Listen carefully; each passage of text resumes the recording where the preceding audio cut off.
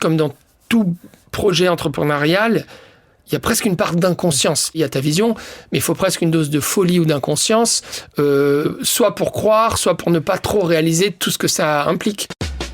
Ça m'a renforcé, moi, dans mon envie de vivre, de cueillir, de respirer, d'avancer, et de me dire, eux, ils ont arrêté là, c'est comme un peu un relais. Moi, je vais continuer pour eux. Pour moi, la vie, c'est une bande dessinée. Et chaque jour, tu as une nouvelle page, tu changes, tu es surpris. Puis parfois, tu reviens en arrière, tu dis, merde, là, est-ce que j'ai bien suivi, etc. Bonjour à toutes et à tous. Merci beaucoup de prendre une pause avec nous chaque semaine. Pour ne pas rater les prochains épisodes, n'hésitez pas à vous abonner et à activer la petite cloche. N'hésitez pas non plus à partager l'épisode et à commenter. C'est toujours un plaisir de lire vos retours. Merci encore. Et maintenant, place à notre invité du jour.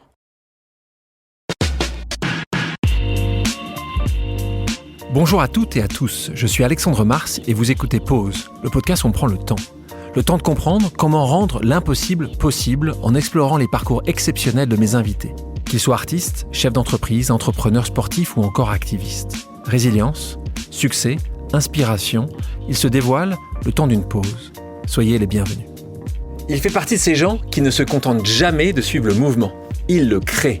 De Marseille à New York, de la tech à la mode, il a traversé les univers avec une même obsession. Bousculer, relier, réinventer. Visionnaire mais terrien, instinctif mais stratège, il a dirigé des marques, lancé des mouvements, fédéré des artistes, investi dans ceux qui rêvent encore plus grand que lui. Son parcours est une suite de vies entremêlées, la mode, la musique, l'entrepreneuriat, la solidarité, toujours guidé par une énergie et une loyauté rares. Dans Pause, il nous raconte les détours, les échecs fondateurs, les chocs arrivés trop tôt, les blessures qui donnent une urgence de vivre, les coups d'accélération, les rencontres qui changent tout, et cette quête qui traverse toute sa trajectoire, comment garder le feu sans se brûler. Bonjour Nicolas Santivel. Bonjour Alexandre, merci de me recevoir. C'est un plaisir, comment tu vas ? Ça va bien, content d'être là dans ton podcast avec toi, de prendre le temps, ce temps d'arrêt ensemble. Tu vois, le podcast s'appelle Pause, et quand je te présente, les gens qui peuvent te connaître, les gens qui écoutent, se disent, mais avec tout ça, est-ce qu'il a vraiment le temps de faire une pause ? Et quand je dis ça, c'est réel, tu arrives à faire des pauses, toi Alors, c'est pas ma principale qualité, mais j'apprends. Se dit ton épouse. Voilà, mais j'apprends. Je t'ai évoqué là qu'il n'y a pas longtemps, je suis parti faire une retraite. T'as réussi à prendre 10 jours pour toi. Voilà. Je prends conscience que c'est indispensable et que même avec mon tempérament, mon envie d'avancer, de secouer les choses, etc., pour bien le faire, j'ai besoin, comme tout le monde, de me ressourcer, de m'arrêter et surtout même de changer d'air de temps en temps pour mieux redémarrer derrière. Et t'as compris ça il y a 2 ans, il y a 5 ans, il y a 20 ans ? T'as compris ça assez jeune qu'il fallait aussi que tu penses un peu à toi ? Non. Récemment, la preuve, c'est que je viens juste de le mettre en application. Donc, non, c'est quelque chose de récent parce qu'il y avait... Avant, je pense qu'il y avait plus une impatience, une envie d'avancer, de changer. Et bien sûr, j'ai écouté ton podcast dans pas mal de témoignages. Parfois, on oublie de soi. En disant, j'ai tellement de choses à faire, il y a tellement de choses que j'ai envie de bouger, qu'on s'oublie. Et que si on s'oublie, que ce soit pour sa famille, pour les gens qui nous entourent, pour son travail, c'est très compliqué de durer. Donc, dans ce podcast que tu connais, Pause, il y a des pauses amicales, des gens qui viennent poser une question parce que ils t'aiment et ils ont envie de te faire réagir sur quelque chose. Et là, ça va être justement sur cette capacité à pas forcément prendre suffisamment de temps. On écoute, c'est quelqu'un qui t'aime beaucoup. On parle d'Anouk Duranton-Lopez. Salut Nico, c'est Anouk. J'ai une vraie question pour toi, mais je crois qu'on en a déjà parlé. Quand est-ce que tu dors ?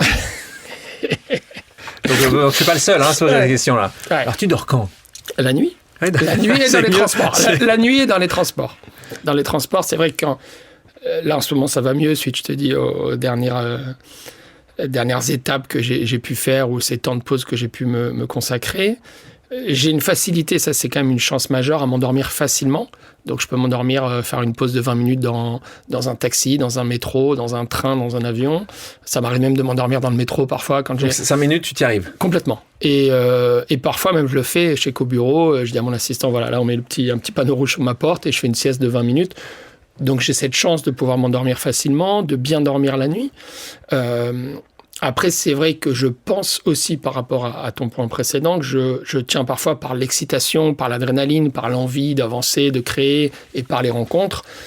Et ça, je me rends compte quand même que c'est magnifique, mais qu'il faut quand même prendre soin de son corps, prendre soin de son mental, tout ça étant fortement lié, et que donc bien dormir est indispensable.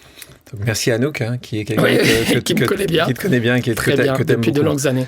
On va parler de ton parcours, et je vais commencer par un certain nombre de villes. Une ville de cœur, New York, bien que tu aimes profondément, même si tu n'y as pas habité peut-être suffisamment, selon toi. Paris, que tu aimes aussi beaucoup, ce qui est parfois un peu complexe parce que les gens vont comprendre que tu es Marseillais, même si tu es né à Toulouse. Alors là, c'était parce que à ce moment-là, tes parents étaient à Toulouse, mais on va se dire que tu as grandi à Marseille. Quelles sont les images qui te reviennent de ta jeunesse? Des années bleues, moi je dirais, des belles années. Pas uniquement le soleil de Marseille, non, le la mer, de Marseille. le ciel. Non, mais le bleu, le vert. J'ai eu la chance, j'ai grandi dans une pinède quand j'étais petit, donc ça au pied de Marseille vert, de la colline. Vraiment, c'était. Il y avait un côté pagnolesque, j'ai envie de te dire, qui était magnifique, dans une famille aimante. T'as plus d'accent? Tu l'avais l'accent? J'ai jamais beaucoup eu. D'accord. Quand je rentrais de l'école, je disais la Rose ou Jérôme, mes parents me corrigeaient assez vite. Comme à Toulouse, en fait, tu n'as pas plus que ça. Non, je l'avais pas énormément. Et de toute façon, j'ai envie de te dire, quand je suis arrivé à Paris, les moindres expressions qui restaient, les traces d'accent, elles sont vite parties parce que quand j'arrivais, je disais tché fatigué, le mouillage là, du tché, tia faim, quand tout le monde se fout de ta gueule 24 heures sur 24, il y a une espèce d'effet Darwin qui fait que tu l'effaces.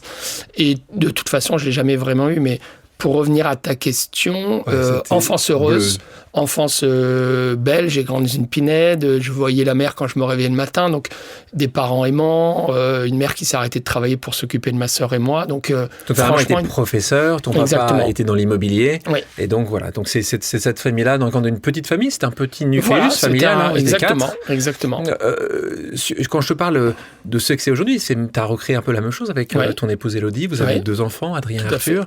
Tout à fait. Même chose, 4. Toi, Marseille, c'est l'OM ou pas? Ah, bien sûr que c'est l'OM.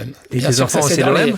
Mes enfants, pas du tout, parce qu'eux sont nés à Paris. Ah oui. On grandit à Paris, dans une époque où c'est le PSG, où c'est la Ligue des Champions qu'il y a. Donc comment ça se passe comment? Ça se passe bien. Je suis content d'avoir des enfants sportifs, d'avoir des enfants passionnés. Bon, certes, j'aurais peut-être préféré qu'ils soient passionnés par Marseille, mais je peux pas leur en vouloir. Ils ont grandi ici. Pour te dire, à un moment, j'étais même abonné au Parc des Princes pour les emmener voir leurs idoles. J'aime le sport, j'aime avoir des enfants qui se dépensent. On se chauffe bien, mais c'est bon enfant. Après, ce que vous aimez, c'est l'équipe de France. Ah, tout à fait. Ça, c'est unique. Donc ça, c'est unique. Ça unit, on est d'accord. On parlait de ce que t'aimes, toi, l'art, ou les arts, je devrais dire, le cinéma, la musique. Ça se passe à quel moment? Le cinéma, je pense, c'est vraiment mes parents qui aimaient beaucoup ça, donc qui allaient très régulièrement. Mon père qui avait rencontré pas mal de monde dans le cinéma, et moi qui avais cette envie, cette passion.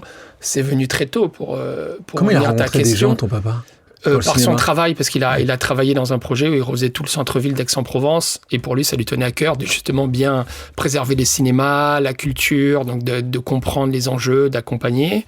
Et moi, depuis très jeune, parce que même au collège, premier stage, je l'ai fait au cinéma, stage au lycée, je l'ai fait dans un cinéma à Marseille, à Aix, en école de commerce aussi. Donc, il y a une histoire avec le cinéma pour toi. Oui, c'est vrai. Mais comment tu l'expliques? Tu arrives à l'expliquer? Oui, tu voulais être acteur quand t'es petit, je suppose. Non, pas du tout. Producteur. Je voulais être producteur quand j'étais petit.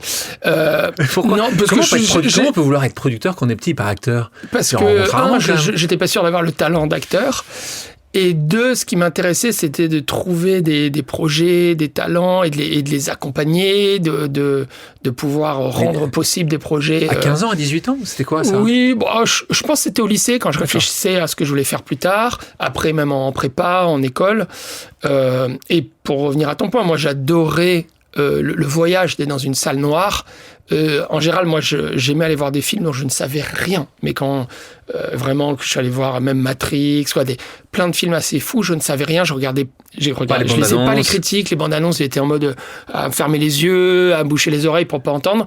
Et j'ai eu l'idée de me prendre une grosse claque, d'être dans le noir.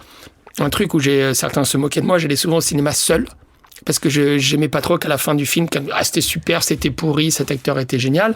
Donc ce côté vie parallèle, c'est-à-dire tu te projettes dans quelque chose sans a priori, le son, la taille des écrans s'améliorait, donc pour moi c'était de plus en plus fou. La difficulté à l'époque, c'était de voir des films en VO, parce qu'il y en avait très peu. Il y avait un cinéma d'arrêt d'essai au début à Marseille, après il y en a eu deux ou trois qui passaient en VO. Comme ça, t'étais puriste, toi. Donc aujourd'hui, toi, que tu regardes un bon film sur un écran dans un avion ou sur une tablette, pour toi, c'est pas possible. C'est possible parce que c'est toujours un film en plus à voir, mais c'est pas le même plaisir. D'accord.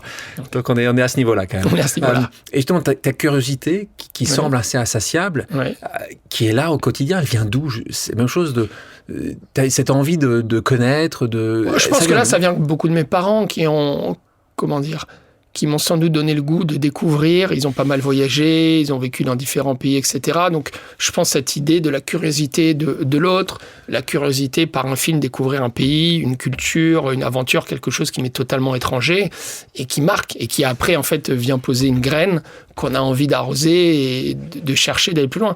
Je pense que c'est cette soif de découvrir pour me dire, il y a tellement de choses. Il y a tellement de personnes, il y a tellement de sujets que je connais pas, donc cette excitation un petit peu.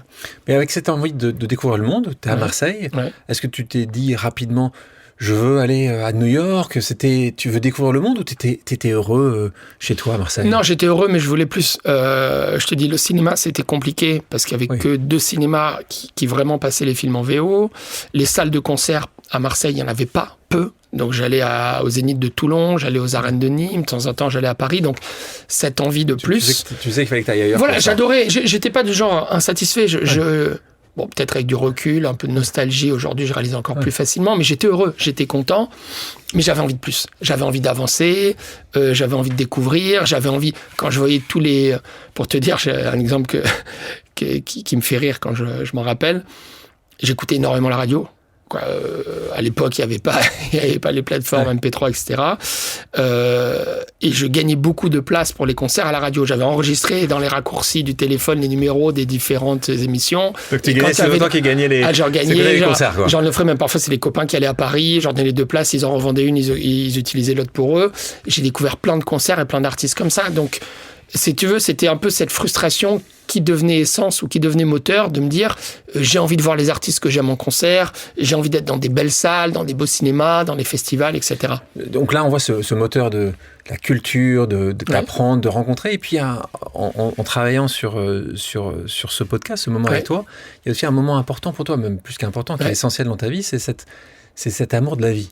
Et cet amour de la vie, pour certaines personnes... Ils peuvent l'apprendre, c'est assez rare, mais surtout des moments durs, douloureux. Toi, tu en as eu quand même un grand nombre, on va dire, minimum 3, déjà à 20 ans. Et on va en parler. Donc, assez jeune, puisque te marque, c'est la perte de ton parrain, tu as 7 ans. Tout à fait. Cancer du poumon. Cancer du poumon. Et donc, voilà. Et donc, ça, déjà, donc, à 7 ans, ça te blesse, ça te choque? Je pense que déjà c'était mon parrain, c'était quelqu'un qui était plus âgé. Ses parrains, il y a plus ou moins proche. Toi, c'était un parrain. Moi, c'est un parrain qui vivait à Avignon, qui était plus âgé parce que pour tout te dire, c'était le frère de mon grand-père d'origine. Je t'expliquerai après. Mais je l'adorais. En fait, il m'intriguait, il me fascinait, il était assez surprenant. Et il meurt effectivement d'un cancer du poumon. Ça, je pense que j'ai fait le lien que des années après. Mais ce qui fait que je n'ai jamais fumé, jamais touché une cigarette. Mais je me souviens qu'à l'époque, effectivement, grosse tristesse. J'étais en pleurs dans la cour de récréation. Pour moi, injustice, je comprenais pas. Et premier choc, moi, j'étais un peu candide. Je sais pas quel est le bon adjectif. Oui, c'est premier coup de massue. Et j'ai eu du mal. Mes parents n'avaient pas voulu que j'aille à l'enterrement pour pas que je le voie abîmé, pour me protéger. Et premier... Et ce que tu dis, la conséquence de ça, qui est une conséquence heureuse, si on va regarder le verre à moitié plein, comme a dit ma maman, c'est que tu n'as jamais fumé. Donc ça, c'est quand même... Donc c'est un cadeau, je dirais. T'as fait la même chose sur un cancer de la cirrhose pour avoir jamais vu ou pas? Non, j'ai pas ça dans mon entourage et je bois raisonnablement, on va dire. Tu me parlais tout à l'heure justement de de ton grand-père. Oui. Donc, maternelle. Paternelle, c'est Monsieur Santi. C'est le frère. Voilà, donc, c'est son frère. Et c'est quoi l'histoire des Santi? L'histoire, c'est qu'en fait, mon grand-père paternel s'appelait Monsieur Santi. Donc mon père, ils étaient 4 frères et sœurs, mon père étant le dernier de la fratrie. Et leur papa, donc Monsieur Santi, est mort d'un accident d'avion quand mon père était très jeune et ses frères et sœurs pas beaucoup plus vieux. Et ma grand-mère s'est après remariée avec un Monsieur Veil. Donc c'est ça qui a donné le Santi Veil. Parce que souvent on me dit mais c'est bizarre ça comme nom, ça vient d'où, c'est quoi? Voilà, donc c'est ça l'histoire. Et d'où ce lien aussi parce que ce grand-père, je l'ai bien sûr jamais connu, le premier, Monsieur Santi, Jacques Santi, et après j'ai bien sûr bien connu Monsieur Veil. Ouais. Donc là, c'est première, et puis il y a 2 chocs terribles. Ouais. Le choc de la perte de ta petite amie, Ouais. d'une maladie... D'une leucémie, ouais. Voilà, qui tape malheureusement sans prévenir comme certaines maladies, mais là très très jeune, hein, ouais. puisque à 20 ans, elle a 20 ans, t'en as la même chose. Donc ça, là ça te fait réagir. Ça te fait réagir comment, ça? Est-ce que tu ne crois plus en rien le lendemain? C'est dur. Je sais pas si j'arrive à me remettre à ce moment-là précis. Je sais que c'est violent, parce que c'est quelqu'un qui comptait énormément pour moi, hein. Valentine. Mais j'ai envie de dire, le moindre mal, c'est que je m'étais un petit peu préparé. Parce que comme c'était une leucémie, c'était son 2e cancer, c'était horrible, on n'y croit pas et on ne veut pas l'échéance qui pourtant se rapproche. Mais ça a été... C'est pas soudain, ça que tu veux dire? Non, c'était pas soudain. C'était pas soudain, ça a pris du temps, mais c'était très compliqué, c'était très dur. On est un peu désarmé par rapport à ça, surtout à cet âge-là.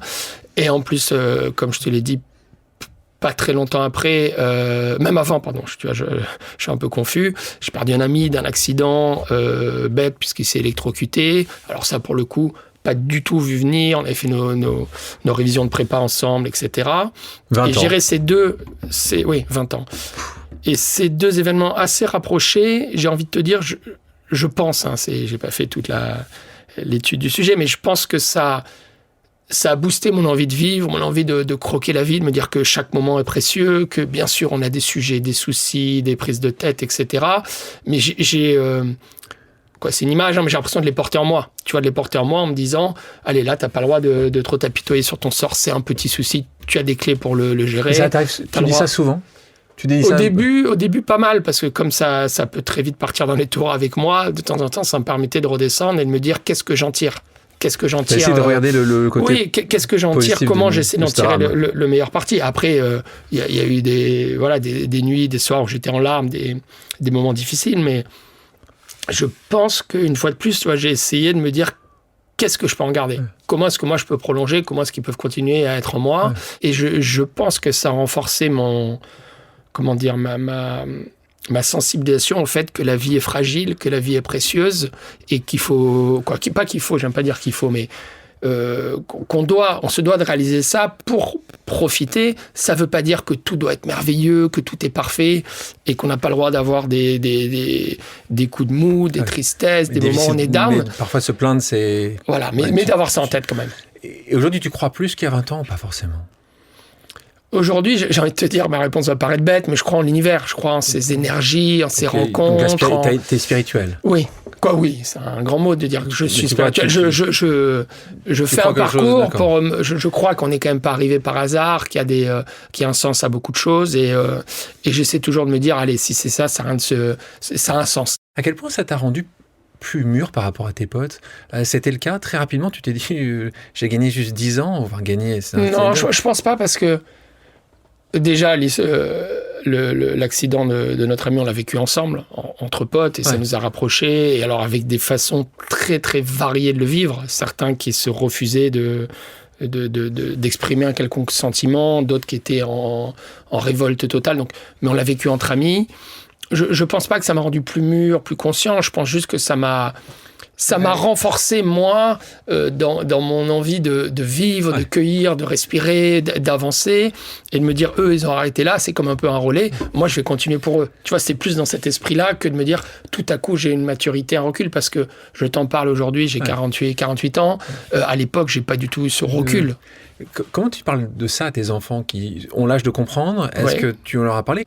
Je pense qu'au fond de moi, j'ai envie de les laisser découvrir, de se faire leur chemin, leur parcours, tu vois, je pense que Sébastien, je leur ai parlé, je leur ai dit faites attention, moi j'ai perdu un ami. Valentine, pour le coup, je suis même pas sûr que je leur en avais parlé. Donc tu vois, si ça se trouve, ils écouteront ce podcast, ils vont écouter, c'est sûr. Donc, je suis pas... Non, je crois pas. Alors que j'ai un sujet qui est assez important pour toi. C'est un sujet qui est important, mais je veux dire, j'ai construit des belles choses depuis, j'ai avancé, et je veux pas, j'ai pas envie de les angoisser non plus, parce que parfois, moi, c'était un peu, dans mon excès, dans mes excès, dans mon rythme de vie et tout, de me dire, oh là là, je veux pas déverser ça sur eux. Je pense que ils feront leur parcours, ils auront leurs accidents de parcours, et je serai là, bien sûr, à leur côté si ça va pas, mais je veux pas trop tout nettoyer, tout anticiper, parce que je pense que c'est leur enlever une chance de se créer leur propre chemin. On revient sur t'as 20 ans, t'es un peu plus jeune que ça, 18 ans, on te retrouve en prépa à Thiers, à Marseille, et puis là, je vais te retrouver dans une grande école parisienne, à SCP. Tu fais ça, c'est un but pour toi? C'est juste que t'es dans un parcours d'excellence, t'es très bon à l'école, donc tu te posais un peu la question, ou c'était un peu, c'était l'étape d'après, sans vraiment imaginer ce que t'allais en faire, ou tu savais pourquoi t'allais là? Alors au départ, j'étais pas programmé pour aller là parce que j'étais au lycée Thiers à Marseille et la voie royale, c'était première S, terminale S, maths sup, maths spé, école d'ingénieur. Et puis moi, j'ai eu quelques doutes en terminale où j'étais très bon élève, mais ça s'est un peu moins bien passé. Une prof de maths avec qui j'accrochais pas trop.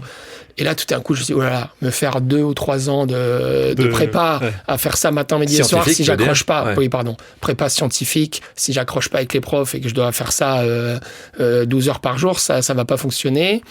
Et ma maman, à l'époque, était allée faire une réunion de découverte prépa économique, prépa école de commerce. Et elle m'a dit, Nicolas, franchement, j'aimerais bien que tu vois ce que c'est, parce que je trouve que ça correspond à ta personnalité, à cette idée de découvrir plein de choses sans te rendre spécialiste d'un seul domaine.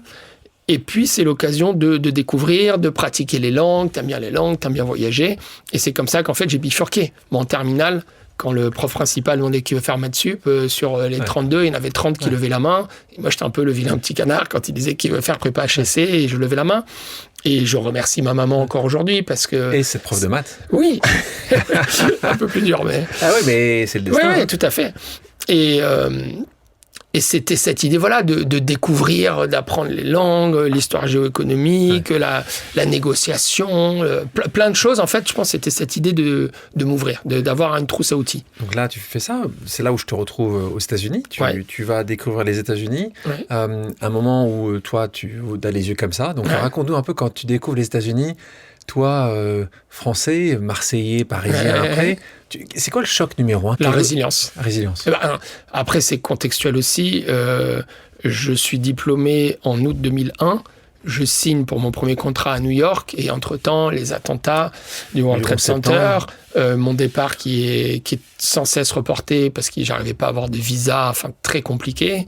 Et donc, j'arrive dans une ville qui se relève tout juste. J'arrive finalement au début 2003 dans une ville qui se relève d'attentats horribles.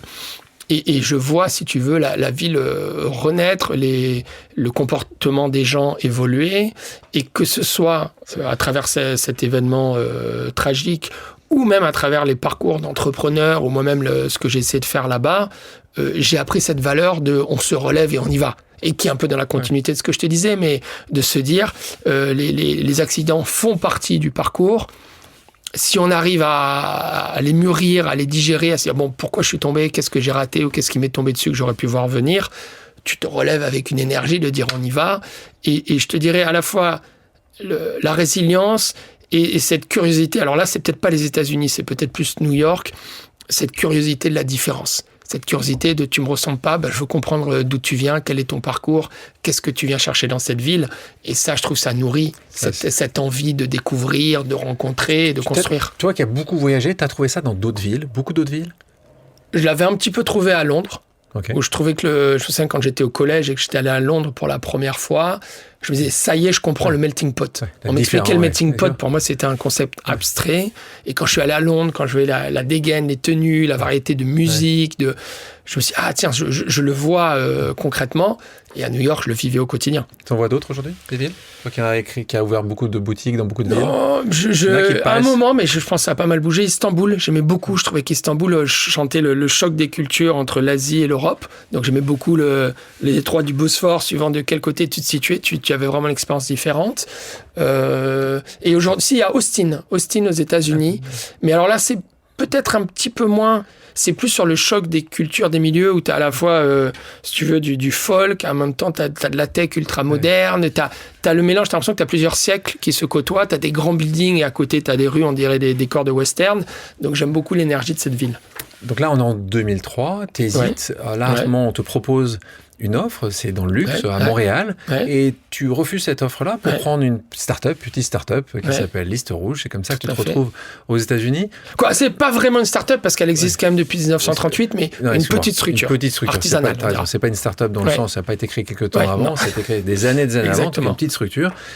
Tu apprends un métier là-bas aux États-Unis, et puis tu as une vision de vouloir rester là, tu ne restes finalement pas en France, grâce, à cause, je ne sais pas comment tu définirais ça, l'amour. Et là, tu reviens en France. Et là, il se passe quelque chose, on est en 2007, encore une fois, c'est une question de destin. Et il y a un ami à toi qui t'appelle pour prendre un rendez-vous. Et tu prends ce rendez-vous-là. Et là, quand même, la même chose, c'est de découvrir. Il y avait un truc qui t'intéressait parce que ton pote, quand il t'appelle, il te parle d'un projet qui s'appelle le projet Squelette. Et il n'y a pas grand-chose d'autre, quoi. Il dit, fais-moi confiance. Et comment tu prends ça, toi? Tu étais là, tu n'avais pas de job à ce moment-là? Non, j'étais en job, j'étais rentré, je travaillais pour la même maison, donc Liste Rouge, mais à Paris. T'avais fait un peu ta vie. Là, je venais, juste avant, je m'étais dit, j'avais parlé à Elodie, à mon épouse, je lui ai dit, écoute, là, c'est vrai que je commence un peu à tourner en rond, donc je lui ai dit, écoute, je me donne 6 mois, soit je rachète la boîte et je vais trouver des associés qui apporteront ce qui nous manque, le côté marketing, communication, luxe, etc. Soit je pars et je trouve autre chose. Et on a la conversation le matin. Le lendemain, j'ai ce coup de fil de Nicolas Dreyfus qui me dit « Viens, un projet de fou avec une famille de fous. » C'était à Bruxelles, je venais d'être papa, je venais de rentrer à Paris. Je dis « Oulala ». Et puis je dis « Bah, allez, on y va. » J'ai pris mon Eurostar et voilà. Et tout s'est enchaîné parce que finalement, une fois de plus, je pense qu'il y avait un sens. Le timing de son coup de fil était parfait. Mais comment... Alors, tu étais dans une position peut-être de regarder autre chose. Mais quand tu as, même si c'est un pote à toi, qui te dit... On ne peut pas dire grand-chose. Tu ne sais pas qui est là. Parce qu'au départ, il ne te parle pas de la famille qui est derrière. Non. Il te donne un nom de code et il te dit on va en 6 mois révolutionner un monde du prêt-à-porter. Toi, tu dis perdu pour perdu ou gagné pour gagner. Non, tu dis pas perdu on y pour va. perdu. Moi, j'étais sur Aix. Moi, pour te dire, j'étais dans une maison qui hésitait à ouvrir une deuxième boutique depuis 7 ans. Et là, on est en pleine crise parce qu'on est au moment des subprimes. Là, on est vraiment en plein dedans. Fin 2007. Il me dit, on va, voilà. Et donc, je prends cette Eurostar et je vais les rencontrer. Et ils me disent, voilà, on va ouvrir 150 boutiques en 5 ans. Le premier jour, on en ouvre 6. On va s'autofinancer au départ. Mais là, je dis, c'est des fous. Mais tu n'y crois pas au départ? Ah si, je me dis, c'est des fous. C'est des fous. Et je leur demande, je dis, mais comment vous allez vous financer, la crise, le truc. Et en fait, je trouvais leur réponse très cohérente. Bien sûr qu'il y avait une folie. Et je pense, comme dans tout projet entrepreneurial, il y a presque une part d'inconscience. Il faut travailler, il y a le BP, il y a ta vision, mais il faut presque une dose de folie ou d'inconscience, soit pour croire, soit pour ne pas trop réaliser tout ce que ça implique. Et là, le fait qu'il y ait une équipe, que ce soit jeune et que ce soit fou, je dis, qu'est-ce que j'ai à perdre? Quand on parle d'une équipe, t'as 6 personnes. C'est vrai, on n'est pas comme si on parlait de 250 personnes. Non, c'était tu limité. Remarques, au bout d'un mois, tu sais que c'est la famille Elisha, donc ceux qui avaient déjà une crédibilité parce qu'ils avaient créé le comptoir des Cotonniers, qui est quand même une très belle marque. Et là, tu le dis d'ailleurs, toi, j'aime bien quand tu dis, tu pensais avoir compris la notion de travail en prépa, et en fait, tu dis que tu n'avais pas encore compris la notion de travail. Pas vraiment. Donc, Élodie et ton Arthur, il y a quelques mois, ils ne t'ont pas beaucoup vu. Hein. Non, j'étais du lundi, je prenais d'ailleurs, c'était pas l'Eurostar à l'époque, c'était le Thalys le lundi matin pour aller à Bruxelles. Et j'y étais du lundi au jeudi, mais effectivement, je travaillais de 8-9 heures du matin à 10-11 heures du soir sur un job, on dînait, et après on reprenait le boulot après avoir dîné jusqu'à pas d'heure. Donc même si c'était le deal un peu avec ma famille, c'est que même si j'étais resté à Paris pour ce projet, ils ne m'auraient pas beaucoup vu. Donc, mais ça, comment Élodie l'a accepté ça? Elle t'a dit c'est faisable 2 mois, 3 mois? T'as tiré un peu sur la corde? Elle a accepté. Moi j'ai accepté et on a décidé ensemble d'y aller, que j'y aille, parce que c'était à durée déterminée. Parce qu'en fait c'était depuis Bruxelles pour un certain nombre de mois. C'est-à-dire, je démarrais en février. Et on allait ouvrir en septembre à Paris avec l'horizon de rapatrier après les bureaux et le siège à Paris quand on était lancé d'ici la fin de l'année. Donc, j'avais cet horizon qui était clairement défini, qui nous permettait de voir la lumière au bout du tunnel. Je ne l'aurais pas fait à durée indéterminée.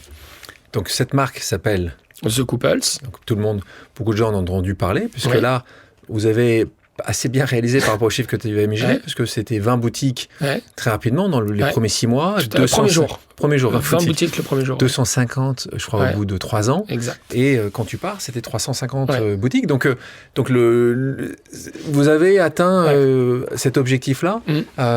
Donc, en expérience, pour toi, c'était dingue à vivre. Tu te dis que c'était trop, tu dis que ça allait trop vite, que tu allais, non, c'est juste... sur le coup, non, je me dis pas que c'est trop. Sur le coup, on fonce. Tu vois, vraiment, on est en mode un peu hystérie business.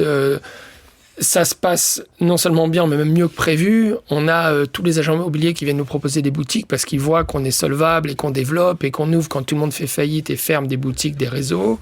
Donc, il y avait, si tu veux, une espèce de rythme d'embrasement assez dingue. Après, c'est vrai qu'à un moment, c'était...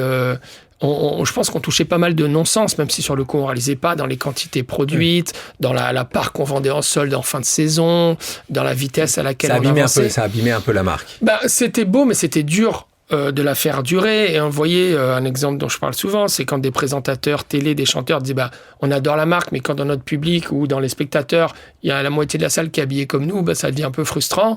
Donc une marque qui se voulait un peu hype, un peu underground, etc. Quand tu as 160 boutiques en France, c'est dur de rester hype. Tu vois. Alors ça marchait très bien en termes de business, mais ça ne pouvait pas vraiment durer. Et je pense que à l'époque, là aussi, les règles du jeu étaient clairement posées. Dès le départ, ils m'avaient dit, c'est une marque qu'on va développer, on va ouvrir 150 boutiques et on revend dans 5 ans. Donc, c'était prévu dès le départ. C'est pas comme s'ils avaient écrit un scénario en secret qu'ils n'avaient pas communiqué. Donc, les règles du jeu étaient posées. Mais vous l'avez vendu ? Ils l'ont vendu plus tard. Moi, je suis parti au bout de 5 ans. Et pas forcément au prix qu'ils imaginaient ?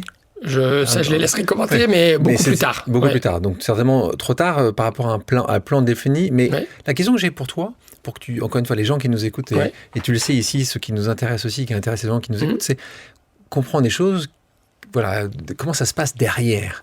Donc là, quand tu lances une marque, tu peux nous expliquer entre ce monde wholesale, donc, où tu vas être dans des boutiques, où tu auras...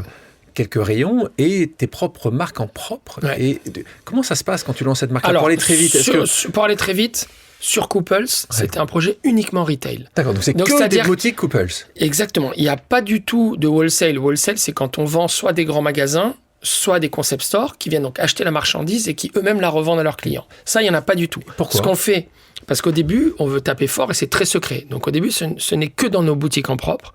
Et le deuxième étage de la fusée, je dirais, ça a été les grands magasins, mais ce qu'on appelle en concession. Donc concession, c'est-à-dire c'est comme si c'était tes boutiques, c'est toi qui opères, c'est ton stock, c'est tes vendeurs, c'est ton chiffre d'affaires et tu reverses une commission au grand magasin.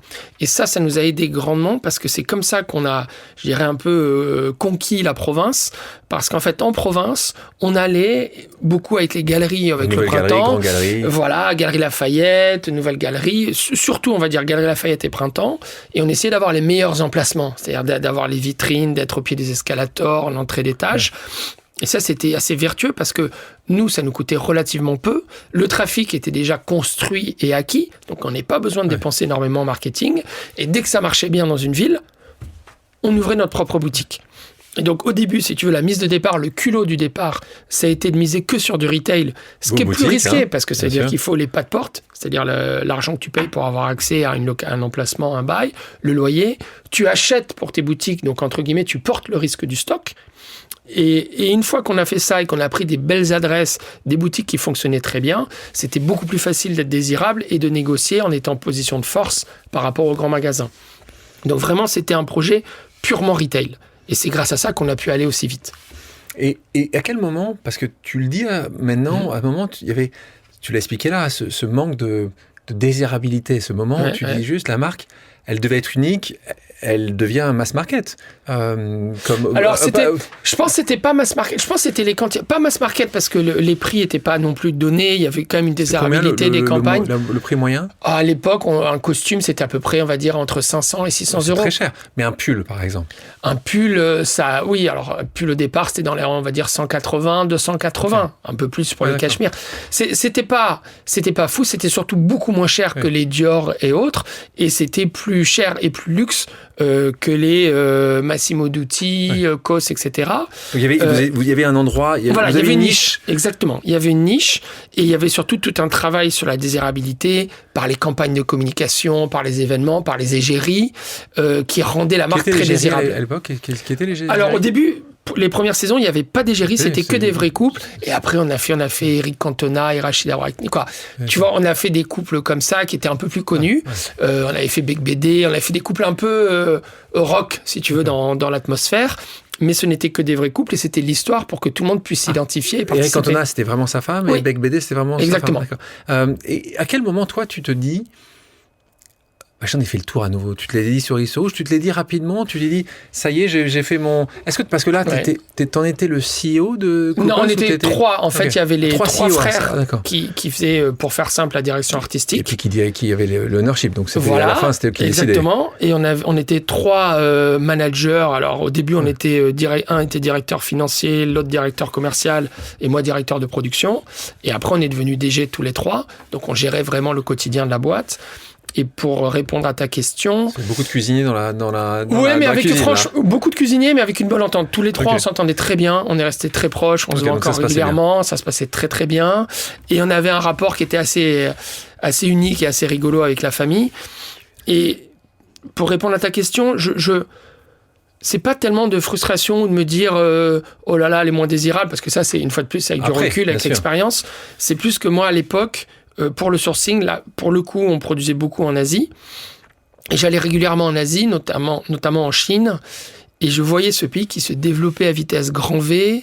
Je voyais qu'il y avait une envie, une soif de marques modernes, de marques occidentales, qui allait au-delà des marques traditionnelles, des premières de luxe, les Zegna, Burberry, puis Vuitton, Chanel et tout, qui étaient allés là-bas, et que la jeunesse avait envie de marques un peu culottées, un peu modernes, un peu rock.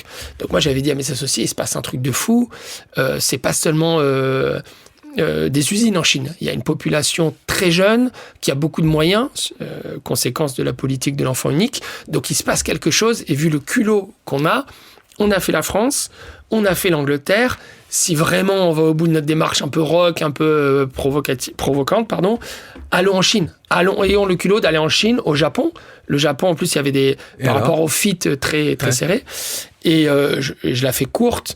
Eux ne rêvaient que des États-Unis et ont basculé pour les États-Unis. Sur les 6 associés, j'étais le seul à vouloir me battre pour la Chine. Donc ça s'est pas fait. Et justement, est-ce que c'est en même moment? C'est un peu comme tout à l'heure, quand tu parlais, le matin, tu parlais avec Elodie et le lendemain, tu as un appel de Nicolas qui te dit, tiens, j'ai un truc pour toi. C'est la même chose, tu te dis ça, le board dit, tu sais quoi, Nicolas, on fait pas la Chine, on va aux US. Et le lendemain, tu as cette rencontre avec le fondateur d'Ami Paris. Est-ce que ça se passe à peu près comme ça ou c'est plutôt des mois après? C'est proche, c'est pas aussi rapproché. Moi, entre-temps, j'ai quand même la frustration de voir ce projet auquel je croyais. Je me disais vraiment, on peut faire un carton international. Tu voyais rester toute ta vie chez The Couple? Toute ma vie, non, parce que dès le départ, ils avaient prévu de revendre en 5 ans. Donc moi, j'avais signé pour 5 ans. Ok, d'accord. Moi, j'avais signé pour 5 ans, et justement, à ce moment-là, c'est les 5 ans. Donc, frustration quand même assez forte, et je pense que tu comprends dans mon tempérament que j'ai pas trop caché ma frustration. Je suis assez direct, donc voilà, je l'ai dit à la famille, je leur ai dit, écoutez, moi je perds en motivation parce que j'avais une envie folle. On a lancé Couple Sport à ce moment-là, et pour le coup, moi je commençais à rencontrer, j'essayais d'aider d'autres jeunes entrepreneurs, et un ami m'a appelé en me disant, écoute, moi je viens d'investir dans une marque qui est top, est-ce que tu peux me donner quelques conseils ou dire ce que t'en penses? Je la connaissais pas, je suis allé rencontrer découvrir le premier corner au printemps, petit coup de foudre sur la marque, et je lui dis, écoute, je rencontrerai avec plaisir le créateur, et c'est là Alexandre Mathiussi, et voilà, et là, rencontre assez magique, quoi. Quand tu vas dans ce pop-up store, ce corner, pourquoi tu dis qu'il y a un truc qui se passe avec la marque? Qu'est-ce qui te plaît dans la marque quand tu la vois au départ? Je me sens On est en 2013. On est en 2013, 2012 même, c'est fin 2012. J'arrive sur le corner, déjà premier truc, je vois le vendeur qui a un sourire jusqu'aux oreilles. Il est dans un grand magasin, parce qu'on ne parle pas d'une boutique, on parle d'un corner. Dans ces cas-là, c'est Ami, Ami qui embauche, donc c'est un employé de Ami, d'accord? Exactement. Et je vois le bonhomme qui est content, qui est looké, qui sourit, qui m'accueille, et c'est pas un vendeur, c'est un copain qui te fait découvrir une marque. Et je lui dis ça, c'est quand même un super signe. Et je regarde la collection, le display, les matières, les prix, tout me parle. À tel point que j'achète plusieurs vêtements et je me laisse prendre et je suis séduit de le voir lui content, de voir des beaux produits, à un prix qui, pour la qualité que je vois, me semble complètement en phase avec les produits qui sont présentés sur le corner. Et donc, une sorte de vérité, je vais pas dire j'ai pas vu la lumière, mais une sorte de vérité de me dire, tiens, il se passe quelque chose. Et la suite, c'est quand je rencontre Alexandre. Mais là, moi, j'ai envie de comprendre que toi qui vis ton monde dans ce monde de la mode, quand tu vas faire une boutique encore aujourd'hui, tu dois être un peu loin de moi, tu dois être à regarder les détails, tu dois tout regarder là quand tu vas chez Ami au départ. Je pense que tu as dû passer un certain nombre de minutes à tout inspecter, à tout regarder. Pas vraiment, je pense. Même aujourd'hui dans nos propres boutiques, tu vois, chez Ami, de temps en temps, moi j'aime y aller en tant que, non pas en tant que directeur général, associé, tout ça, non, j'aime y aller en tant que client, parfois avec ma femme, avec les enfants. Sauf que là, on te reconnaît. C'est un peu plus dur aujourd'hui, mais c'est plus comme un client, c'est-à-dire comme quelqu'un qui veut s'habiller, qui dit tiens, est-ce que ce pull me parle? Tiens, pour un événement, est-ce que je suis à l'aise de mettre cette veste? Est-ce que le vendeur va me proposer quelque chose qui me surprend? Et pas juste de dire est-ce que la ventilation est bien faite? Est-ce que la lumière? Est-ce que la moquette dans les cabines? Tu vois, je pense que le meilleur, le révélateur, c'est quand il va, tu dis est-ce que malgré le fait que j'ai pu travailler pendant 6 mois sur cette collection, ce truc, je suis encore excité dans la peau du client. Nicolas, on va continuer ces pauses amicales. On va avoir une autre pause amicale. C'est sympa, hein, quelqu'un dont on parle et dont on va parler ces prochaines minutes, qui est donc le fondateur d'Ami. Une question d'Alexandre Mathieusi. Coucou Nicolas, c'est Alexandre. Alors ma question est la suivante. Est-ce que tu as souvenir d'un moment qui te fait dire qu'Ami, ce n'est pas qu'une aventure professionnelle, que c'est aussi une aventure humaine, personnelle et intime, et que finalement tout ça, ça fait un grand tout. Voilà, un moment que tu aimerais partager avec nous. Je t'embrasse. Ouais, ça me touche. Je savais même pas qu'il était au courant que je faisais ce podcast. Donc tu vois, ça me touche qu'il soit prêté au jeu. Ouais, merci Alexandre. Donc merci Alexandre. Oui, il y a un moment qui m'a beaucoup marqué. C'était les 9 ans, parce que je te disais tout à l'heure que c'est le chiffre porte-bonheur d'Alexandre. Les 9 ans d'Ami. Et donc nous, on ne fête pas les 10 ans, on a fêté les 9 ans. Et après le défilé, on avait fait un joli défilé au Trianon. On a organisé une soirée au Mansart. Et je me suis au vestiaire, dans la queue, on se prend dans les bras, on se félicite, on se dit c'est quand même magnifique ce qu'on est en train de vivre ensemble, les gens avec qui on construit tout ça. Et Alexandre me dit à ce moment-là, écoute Nicolas, voilà, j'ai un cadeau pour toi. J'ai rencontré une personne qui est exceptionnelle, qui m'a beaucoup aidé dans mon chemin et j'aimerais t'offrir un accompagnement avec elle. C'est une personne assez magique et je pense que ça pourra te faire du bien. Et si tu veux, moi, il me racontait tout ce qu'il faisait, je trouvais ça assez dingue. Moi, à l'époque, je dis, bon, j'en ai pas besoin, ou c'est pas pour moi, ou je suis plus cartésien. Donc, et le fait qu'il ait cette attention pour moi, j'avais dès le départ eu, je te disais tout à l'heure, une rencontre assez dingue avec ce personnage. Et là, cette attention, ça m'a fait dire oui, c'est beaucoup plus que professionnel, c'est même plus qu'amical, c'est quelque chose de puissant, on est très complémentaires. Et je pourrais te citer plein d'autres exemples, mais celui-là... Tu t'es dit ça, quelque chose qui paraît assez précieux. Assez simple dans l'attention pour toi, c'est tout à fait. Ça veut dire aussi ça veut dire le souci de l'autre, ça veut dire l'écoute, l'envie de partager et qui pour moi était un geste très fort. Et d'ailleurs on l'entend dans sa question, il n'est pas en train de te poser une question sur la croissance, sur le futur, il est en train de te poser une question comment tu pourrais définir Ami autrement que par des chiffres, donc c'est une superbe question. En continuant là-dessus, tu parlais de ce moment entre vous. Comment tu définis ce duo, justement? Parce que c'est le fondateur, t'en es le CEO, le président directeur général. Donc, comment vous fonctionnez, justement, l'un avec l'autre? Est-ce que, justement, vous avez réussi à mettre... Parce que, comme toute personne sur Terre, vous avez certainement un ego. Comment tout fonctionne? Est-ce que parfois, il y a des moments où vous êtes pas content, pas d'accord, pas ça vous arrive, ça t'est arrivé d'être dire si c'est pas ça, je m'en vais. Et l'inverse, non, jamais. Non. Comment ça se et bien sûr, c'est pas rectiligne.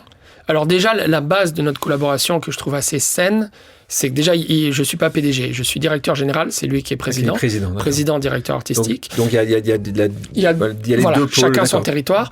Mais si tu veux, c'est lui toute la partie artistique et moi toute la partie business. Donc c'est assez simple, assez clair. Mais quand je te dis ça, même si moi je fais toute la partie business, il a une oreille business très forte. Donc je peux lui parler de PNL, je peux lui parler de cash flow, de termes un peu techniques de trésorerie. Il comprend, il suit et ça l'intéresse. Comme moi, il peut me parler de direction artistique, de collaboration, de tout ça. J'ai une oreille, j'ai une écoute, j'ai une sensibilité. Donc, on a chacun son territoire, mais on se permet d'aller écouter le territoire de l'autre, parce qu'on sait qu'on va être entendu. Donc, ça, je pense que c'est une force dans notre duo. Bien sûr qu'il y a eu des moments où on n'a pas été d'accord, qu'il y a eu des moments où on s'est engueulé ou autre. Je pense que une de nos forces, ça a été, petit 1, d'assez relativement bien communiquer. Alors, pas toujours au bon moment, de la bonne façon, avec la bonne émotion, mais de toujours essayer de communiquer. Et deuxièmement, de se faire accompagner. Ça, je le conseillerais à tout le monde. Il y a des gens dont c'est le métier. Donc des coachs. Des coachs. On a fait, au début, on n'avait pas de DRH. On avait pris une DRH quasiment par intérim pour nous aider, nous aiguiller. Des coachs. On a fait travailler des philosophes de marque. On a travaillé avec un sociologue. On s'est vraiment fait accompagner. Et encore très récemment, pour arriver à exprimer à l'autre, parce qu'il y a certaines choses qu'on n'ose pas dire ou qu'on va dire maladroitement ou dans un moment de tension. Et je pense que la force d'une équipe, c'est justement d'avoir des profils différents. Si on est tous alignés à faire les mêmes compétences, à dire les mêmes choses, c'est pas drôle et c'est rarement des histoires de dingue. Là, quand on est très différents, c'est de trouver ce territoire commun et de se réserver des moments. Parce que bien sûr, la gestion du temps, lui aussi, c'est quelqu'un de très actif, qui a beaucoup d'idées, beaucoup de passion, même en dehors de la mode. Donc, c'est d'arriver à se caler ces moments où on peut se dire, là, je t'ai perdu, ou là, je te comprends pas, ou là, il y a quelque chose qui me fait du mal, dont je voudrais te parler, plutôt que faire ces petites remarques assassines, ces petits reproches indirects. Donc là, vous vivez une belle histoire d'amitié et de travail. Donc il y a aussi des actionnaires avec vous. Donc tu es actionnaire évidemment de la marque. C'est certainement Alexandre qui en est l'actionnaire principal. Mais tu te retrouves aussi avec avoir levé de l'argent. Donc bien sûr, ce qui est le cas des fonds d'investissement qui ont investi plus ou moins. Alors il y en a certains qui sont de la tech, qui ont investi chez vous. Donc dont un que je connais bien, que j'apprécie beaucoup, qui est Félix. Il y en a d'autres qui ont investi chez vous. Dans la création après de ce qui est votre marque, en rentrant un peu dans le détail. Première chose, votre marque est parfois comme d'autres, reconnaissable facilement, grâce à pour ceux qui ne voient pas, parce que c'est noir sur noir, mais là, tu as un cœur avec un A. Tu peux nous raconter cette histoire? C'est certainement Alexandre qui l'a créé. Quand est-ce qu'il l'a créé? Il l'avait créé depuis longtemps. C'était, pour tout te dire, sa signature depuis qu'il était petit, ce A avec un cœur. Il me dit, moi, quand j'écrivais une lettre ou un poème à ma maman, je signais comme ça. Et c'était au bout de 8 ou 9 ans d'amis, on se disait, bon, la marque fonctionne très bien, on est fiers de ce qu'on fait, etc. Mais quand même, on n'a pas vraiment de logo. On n'a pas de signe de ralliement. Ce logo, au début, n'existait pas. Il n'y en avait pas de logo. C'est-à-dire que lui, il l'avait créé. Pour te dire même, il avait créé un tampon pour valider les modèles dans le studio quand il est validé, qu'il était OK pour lancer en prod. Le cœur avec le A, il s'était fait un petit tampon. Mais on ne l'avait pas sur nos vêtements. Toi, quand tu vas en 2012 voir le produit, c'est du produit, un pull comme ça, sans rien. Exactement. Sans rien, il avait c'était pas un logo, c'était une sorte de signature, c'est des rayures bâtons, qui étaient les stores de notre première boutique au Boulevard Beaumarchais, qui était en gros la doublure de la maroquinerie, l'intérieur des chaussures et tout, ou des sacs, mais pas de logo. C'est en quelle année alors ça? Et là, c'est en 2018. Récent. Et on réfléchissait, on travaillait, puis un jour il m'appelle, il fait, ouais, Nicolas, je fais quoi? Je vais dans son bureau, il fait, mais pourquoi on ferait pas ça? Je dis, mais t'as raison, allons-y. Et ce qui a été très fort de sa part, c'est que non seulement il l'a mis sur des vêtements, mais surtout il l'a mis dans un défilé. Alors que normalement, les logos, qui est un peu l'aspect plus commercial d'une collection, se montrent moins dans un défilé qui se veut plus créatif, image, design.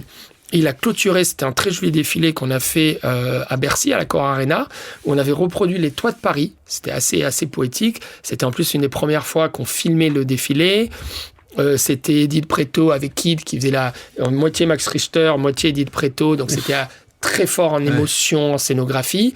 Et la clôture du défilé, c'était une jeune fille qui avait, donc une femme en plus, alors qu'on faisait quasiment pas de femmes, qui avait, d'ailleurs tout le monde pensait que c'était un col roulé, mais non, c'était un pull col rond et un col roulé dessous, avec le logo, donc un pull blanc et avec le logo oversize en rouge. Donc un geste signalétique majeur, et ça a été derrière une folie. Donc ce logo-là, justement, et c'est marrant que tu parles de ce logo-là, parce que j'ai quelqu'un de mon équipe que j'aime beaucoup, qui aujourd'hui a mis son pull avec ce gros logo. Donc ça, c'était quelque chose que tu avais vu arriver au lycée d'une génération, et pas que, qui aujourd'hui ont des logos, parce que c'est quoi ? C'est 50% de vos pulls. Aujourd'hui, on ne voit pas de vos pulls, d'ailleurs, 50% de vos produits. Alors, c'est même allé beaucoup plus haut, mais aujourd'hui, on a redescendu en dessous des 50%. Parce que tu as trouvé que c'était trop, c'était devenir le crocodile de Lacoste. C'était risqué, c'était que ça nous échappe, que cette histoire nous échappe. Je l'avais un peu vécu avec Couples sans logo, mais quand je te disais, quand la marque se banalise un petit peu parce qu'elle est trop présente, ce logo, pour nous, il est précieux, surtout pour Alexandre, puisque c'est sa signature. Et donc, cette idée, ça a été de le protéger en changeant de couleur, en changeant d'emplacement. Avant, c'était que rouge. Au début, c'était que rouge. D'accord. Donc là, on a commencé à le faire parfois dans d'autres coloris, pour des collaborations, pour des événements spéciaux. On a commencé, moi j'aime beaucoup le porter en ton sur ton, qui est beaucoup plus discret. Comme ça, tu sais que tu l'as, mais il n'est pas trop visible. Et le risque, c'est un peu ce que tu disais, c'était qu'il commençait à pénétrer les cours de lycée, à être un peu présent partout, inondé de faux. On passe nos semaines à démanteler des réseaux. On a même démonté des usines qui produisaient des dizaines de milliers de pièces de faux amis de cœur. Ce logo, ça, on l'a appelé l'ami de cœur. Donc le risque, c'était qu'ils deviennent trop présents, trop partout, et que finalement, ceux qui l'avaient adoré au début puissent commencer à s'enlacer en se disant « je me reconnais plus dans les personnes qui portent ces vêtements ». Quelle était la marque pour toi qui a mal géré ça, justement ? Que t'as pas envie de... T'en as eu qui sont type Abercrombie et autres, qui sont montés très vite, c'était super branché. Et là, puis après, on n'en pouvait plus. On n'en pouvait plus, ou qu'on a trop vu. Lacoste, ça a été le cas à un moment, ils ont bien redressé la barre, ils ont fait un super travail. Il y a 15 ans, ils ont eu des soucis. Exactement. Et voilà, donc c'est... Donc toi, c'est là où tu as commencé à dire, attention, on va peut-être potentiellement moins vendre, peut-être qu'on va avoir une moins grande croissance, peut-être que des gens, moi je suis sûr que tu les as eu, ces gens qui parfois disent, mais il est où le ami, le cœur ami, je pense qu'ils ont dit. Donc ça, c'est quand est-ce que vous êtes rendu compte de ça ? Il y a 2-3 ans ? C'était quand les volumes, c'est 2022-2023. Vraiment, les volumes ont explosé. La boîte a une croissance phénoménale et on voyait des quantités par pièce qui étaient complètement pharaoniques. Donc au début, j'ai essayé de mettre des quotas, de limiter pour le geste, pour montrer qu'on était quand même aux commandes. À un moment, on a mis carrément des pourcentages limites dans la commande des clients wholesale en disant, sur votre commande totale, vous ne pouvez pas avoir plus de tant de pourcents qui sont du logo. Et ça, on le maintient. Donc ça, revenons sur l'explication tout à l'heure que tu nous as donnée pour Couples. Comment quand tu as pris la direction générale et que vous avez développé énormément la marque, même chose, tu t'es décidé de faire plutôt du wholesale, plutôt du retail. De nouveau, est-ce que tu as utilisé des enseignes existantes ou est-ce que tu as créé en propre ? Au début, c'était quoi la strat ? Au début, moins de moyens, que du retail, que des boutiques en propre, mais très peu. Que du retail, pardon. Je dis n'importe quoi. C'était que du wholesale, je parle d'Ami, excuse-moi. Pour Ami, au départ, ça n'a été que du wholesale. Donc la première saison, ce ne sont que des grands magasins. Quel premier grand magasin qui t'a fait confiance à Paris, c'était le Printemps, puis le Bon Marché. C'était Barney's aux États-Unis. Et en Angleterre, c'était online. C'était Net-à-Porter, Mr. Porter, la partie masculine. Et Corso Como à Milan et en Corée. Donc ce n'était que des grands magasins ou des concept stores de luxe. Donc très beaux. Facile à négocier à ce moment-là ? Non, pas facile de négocier parce que t'es naissant. T'es nulle part. Déjà, t'es ravi qu'ils viennent voir ton showroom. T'es encore plus ravi quand ils passent une commande. Et après, tu te bats comme tu peux. Alors moi, j'étais pas encore là. C'était Alexandre, la toute première saison.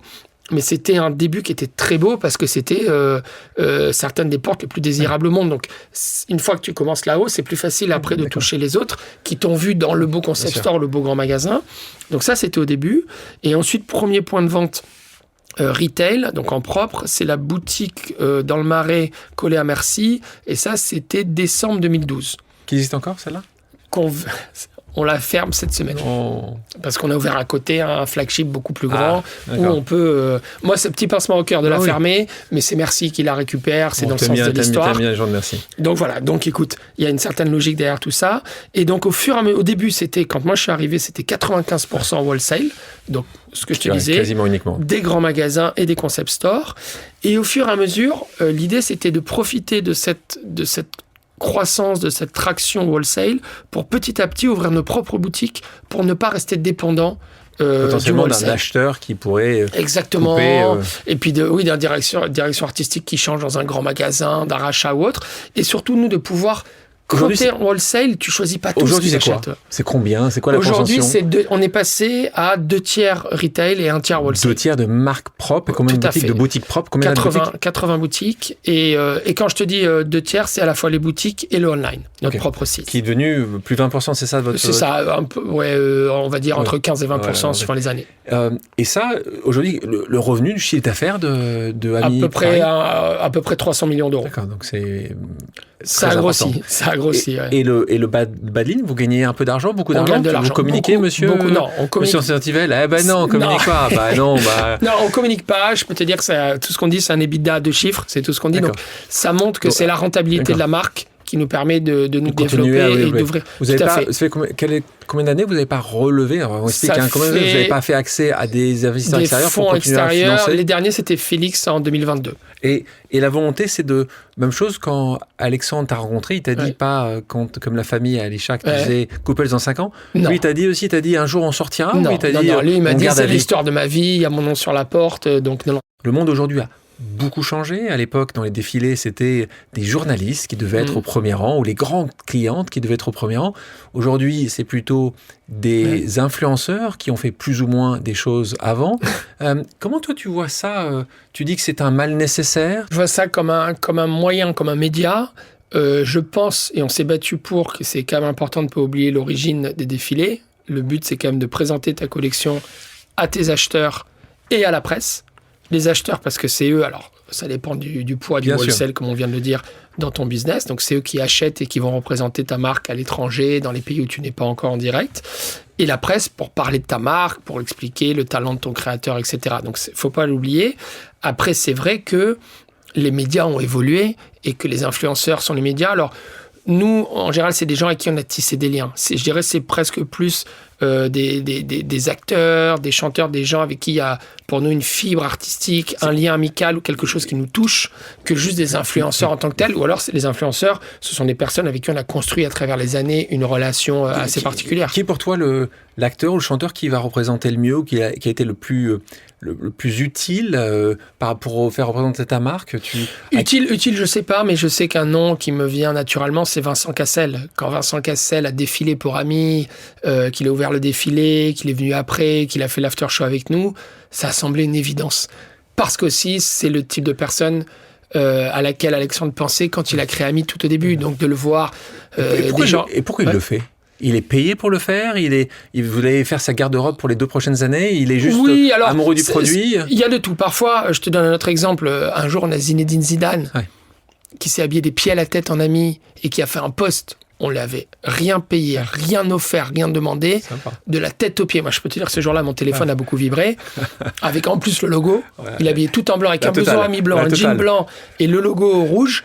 Et 5 millions de likes. Tu l'as contacté juste après? Non, je l'ai pas contacté. Après, j'ai rencontré des gens qui travaillaient avec lui, etc. Et c'était eux, c'était ses stylistes. Il adorait la marque. Je me cherchais à savoir où il allait. Ils allaient, tu vois, dans un grand magasin. Donc, c'est même pas une de nos boutiques en propre.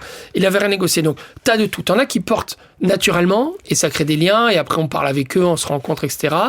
T'en as d'autres où, oui, c'est un travail. C'est-à-dire, c'est des contrats d'égérie où dans le contrat, ils doivent assister à un nombre d'événements, de défilés, faire tant de postes. Ça peut être du business.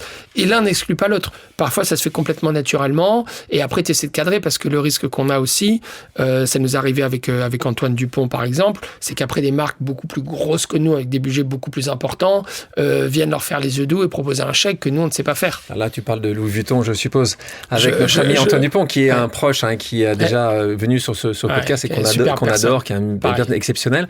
Mais c'est vrai qu'il était plutôt à mi-Paris, en fait. Il a même co-dessiné une collection pour la Coupe du Monde de rugby avec Alexandre. Donc c'était pareil. Et là, moi j'avais vu, je sais plus comment c'était passé, je crois que j'avais vu qu'il portait du Ami. On s'était écrit par Instagram.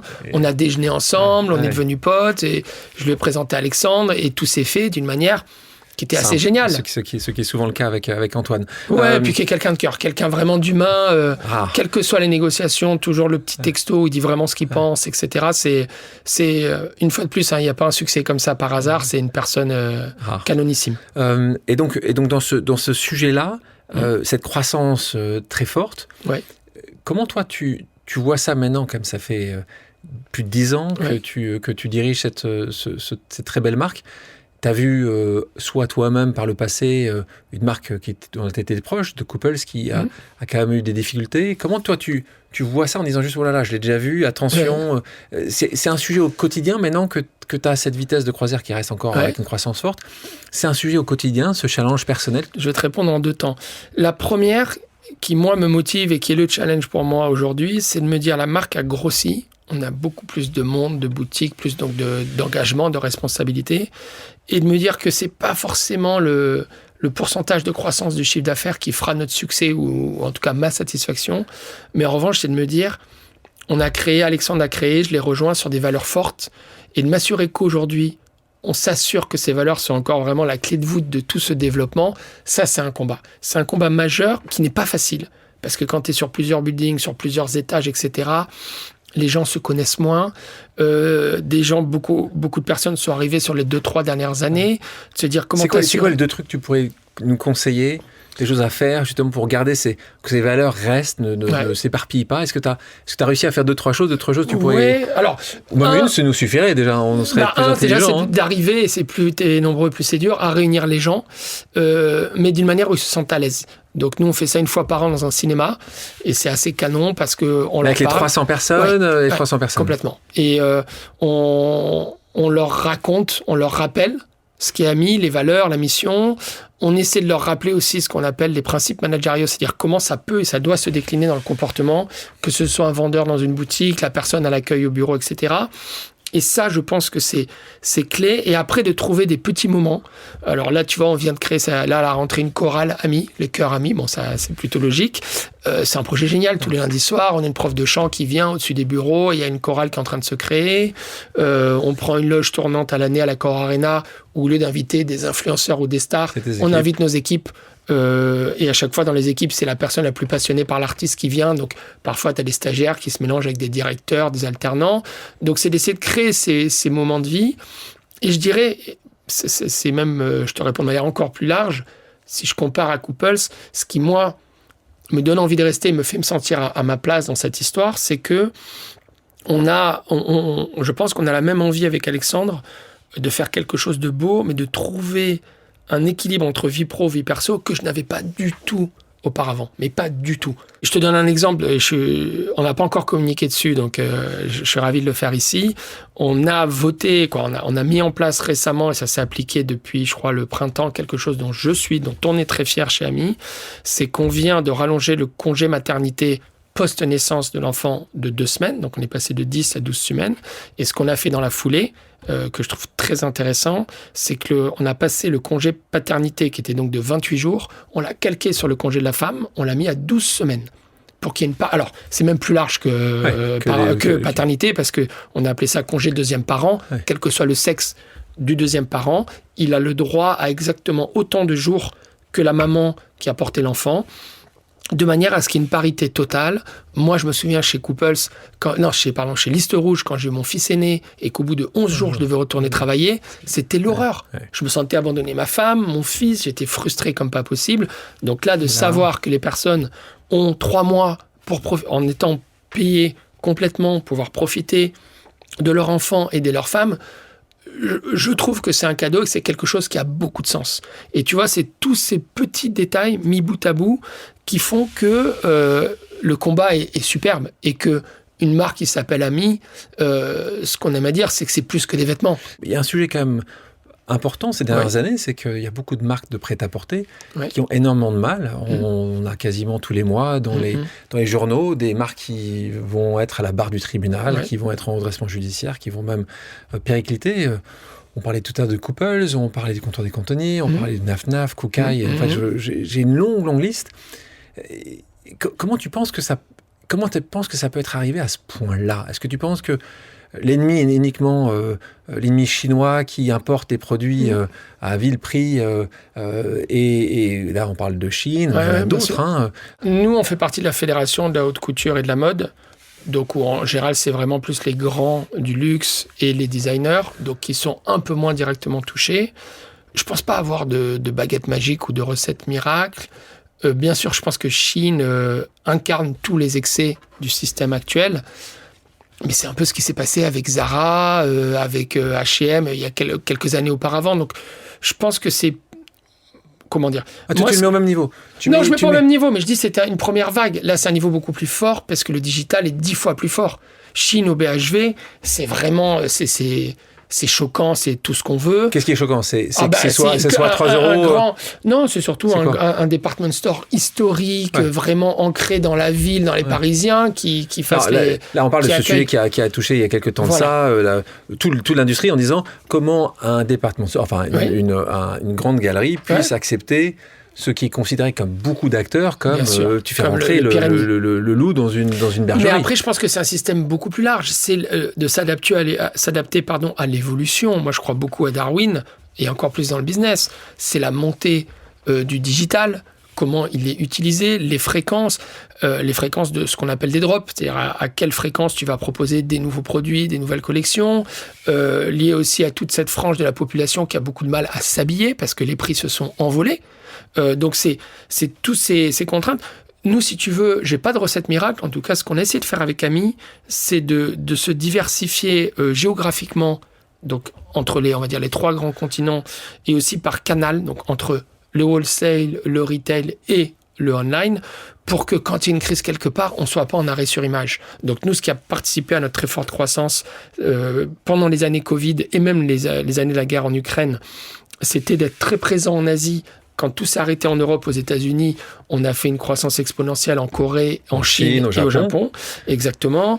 Maintenant, on se développe pas mal aux États-Unis et au Moyen-Orient. Donc, c'est de se dire, d'être assez agile parce qu'on n'est jamais à l'abri d'une crise, d'une pandémie, d'une guerre. Donc, c'est de répartir un petit peu nos œufs et d'avoir cette idée de durée.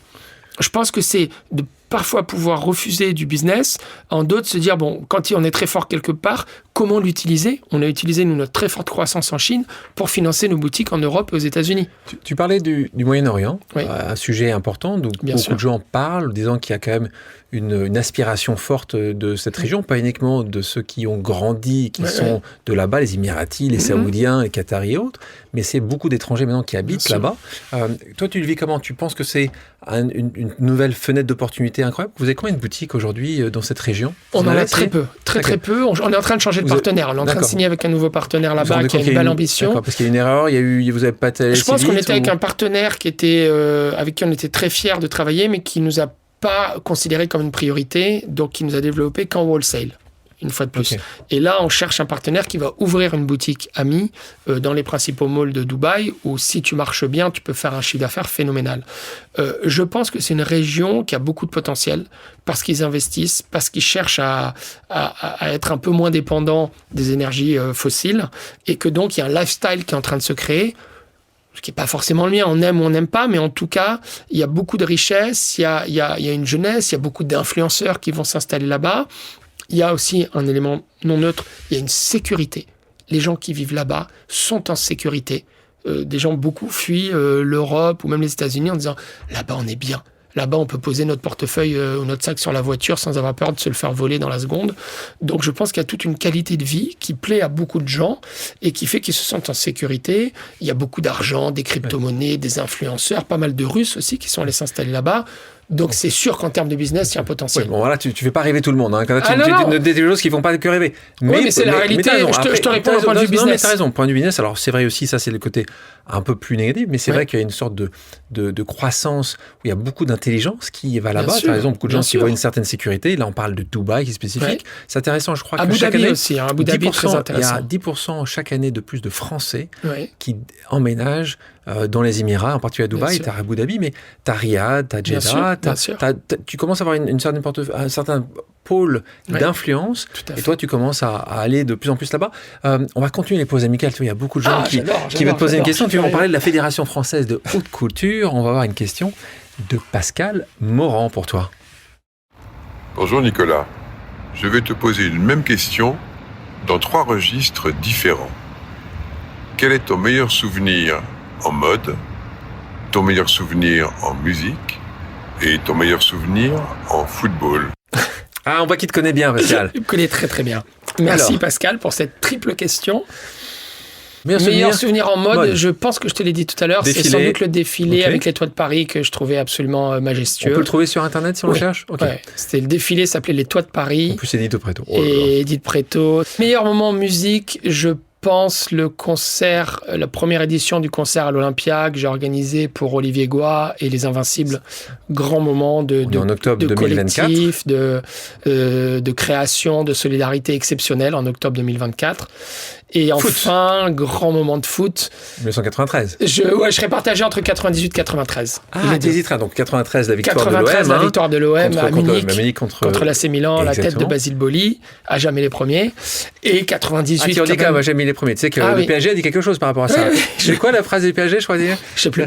Comme je crois que ça a jamais les premiers d'avoir gagné 2 coupes. Je crois, comme ça. Voilà.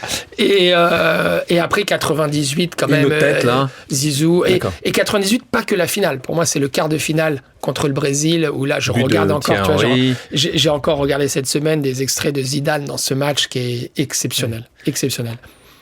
Pause vérité, maintenant. Ouais. Une pause vérité, ça va être simple. On a parlé mode, on a parlé de plein de choses, mais Ouais. moi j'ai envie de comprendre, j'ai des questions sur les dessous de la mode, des choses où D'accord. moi j'ai envie de comprendre, moi je connais pas très bien, et une partie des gens qui nous écoutent ne connaissent pas aussi bien que toi. Donc Ouais. des questions simples, vrai, faux, tu nous expliques pourquoi. ou Allez, pas. je tente. Le talent ne suffit pas dans la mode, il faut aussi un réseau. Vrai, Il faut un réseau. Hein. tout à fait. Le storytelling compte parfois plus que le vêtement lui-même. Faux. C'est un équilibre des deux, je pense. C'est un équilibre. Sinon, ça dure pas. Sinon, ça marche à court terme, mais ça ne marche pas dans la durée. Certains prix dans le luxe ne reflètent plus du tout le coût réel du produit. Vrai. Ouais. Et ça, c'est- Et tu encore penses plus que ça- vrai aujourd'hui. Ouais, ça, vrai ça- avec ça un grand s'accélère, V. ça s'accélère. Hein. Beaucoup plus vrai depuis 4 ans. Oui. Tu vois des produits où tu dis juste, parfois tu dis juste, ça peut pas valoir ce Ah prix-là. bah ça peut pas valoir. Et surtout, quand tu compares le prix de ce produit en 2020 et en 2025, tu dis qu'est-ce qui s'est passé? Ouais, c'est ça, Et ça n'a pas changé de qualité, de finition, et ça a pris 80%. vraiment. Il y a un truc qui va pas. Plus à l'étranger qu'en France, mais je pense que les grandes marques de luxe en reviennent, mais il y a eu des Des oui. abus. Des Ouais. abus. Oui, oui. Un produit comme par exemple ton pull, là, Ouais. tout à l'heure tu parlais d'un produit Couples, moi je prends le pull parce que Ouais, je ouais. prends souvent ça. Ça vaut combien un pull aujourd'hui, ami, aujourd'hui Alors, ça dépend vraiment de la qualité. Si tu prends juste un pull en pure laine, On va dire si le tu vas- pull moyen. 200 le pull moyen, il doit être à 200, entre 200 et 300 euros. D'accord. C'est pas neutre non plus, Ouais. mais c'est d'une qualité. Nous, on fabrique dans les mêmes usines que Zegna, que Prada. Et l'idée, nous, c'est d'être en phase. Tu vois, et ce prix, nous, il a pris 5-10% au cours des 3-4 dernières années parce que c'est l'augmentation du fil. Moi, j'aime les choses qui ont du sens. Tu vois, nous, avec Ami, on prétend pas faire des choses pas chères. C'est pas du Ouais. tout le sujet. On prétend faire de belles choses qu'on propose au prix qui est en phase avec la qualité produis et la où, confection. Je produis tout en Europe, plutôt dans le sud de l'Europe pour toute la partie casual, donc plus détendue. Plutôt Portugal donc. Plutôt Portugal, un petit peu d'Espagne. Et pour ce qu'on appelle plus le formel, donc les costumes, les manteaux, pantalons, etc., plus en Europe de l'Est, où il y a tout un historique de savoir-faire. De savoir-faire. En parlant d'Europe, qui Oui. est un sujet essentiel Bien sûr. en ce moment,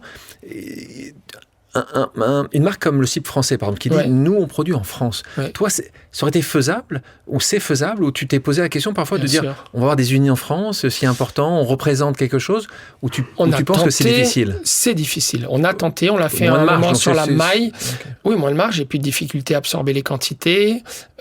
Parfois, manque de réactivité sur la digitalisation de tous les process. Très compliqué. On le fait encore aujourd'hui. On le fait pour des bijoux. On le fait ponctuellement pour de la maille. Mais c'est complexe. D'accord, C'est très complexe.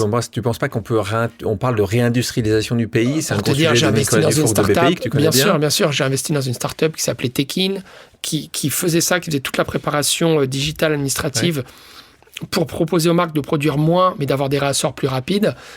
Malheureusement, elle a fait 2 levées de fonds et elle n'a pas tenu, ça n'a pas pris.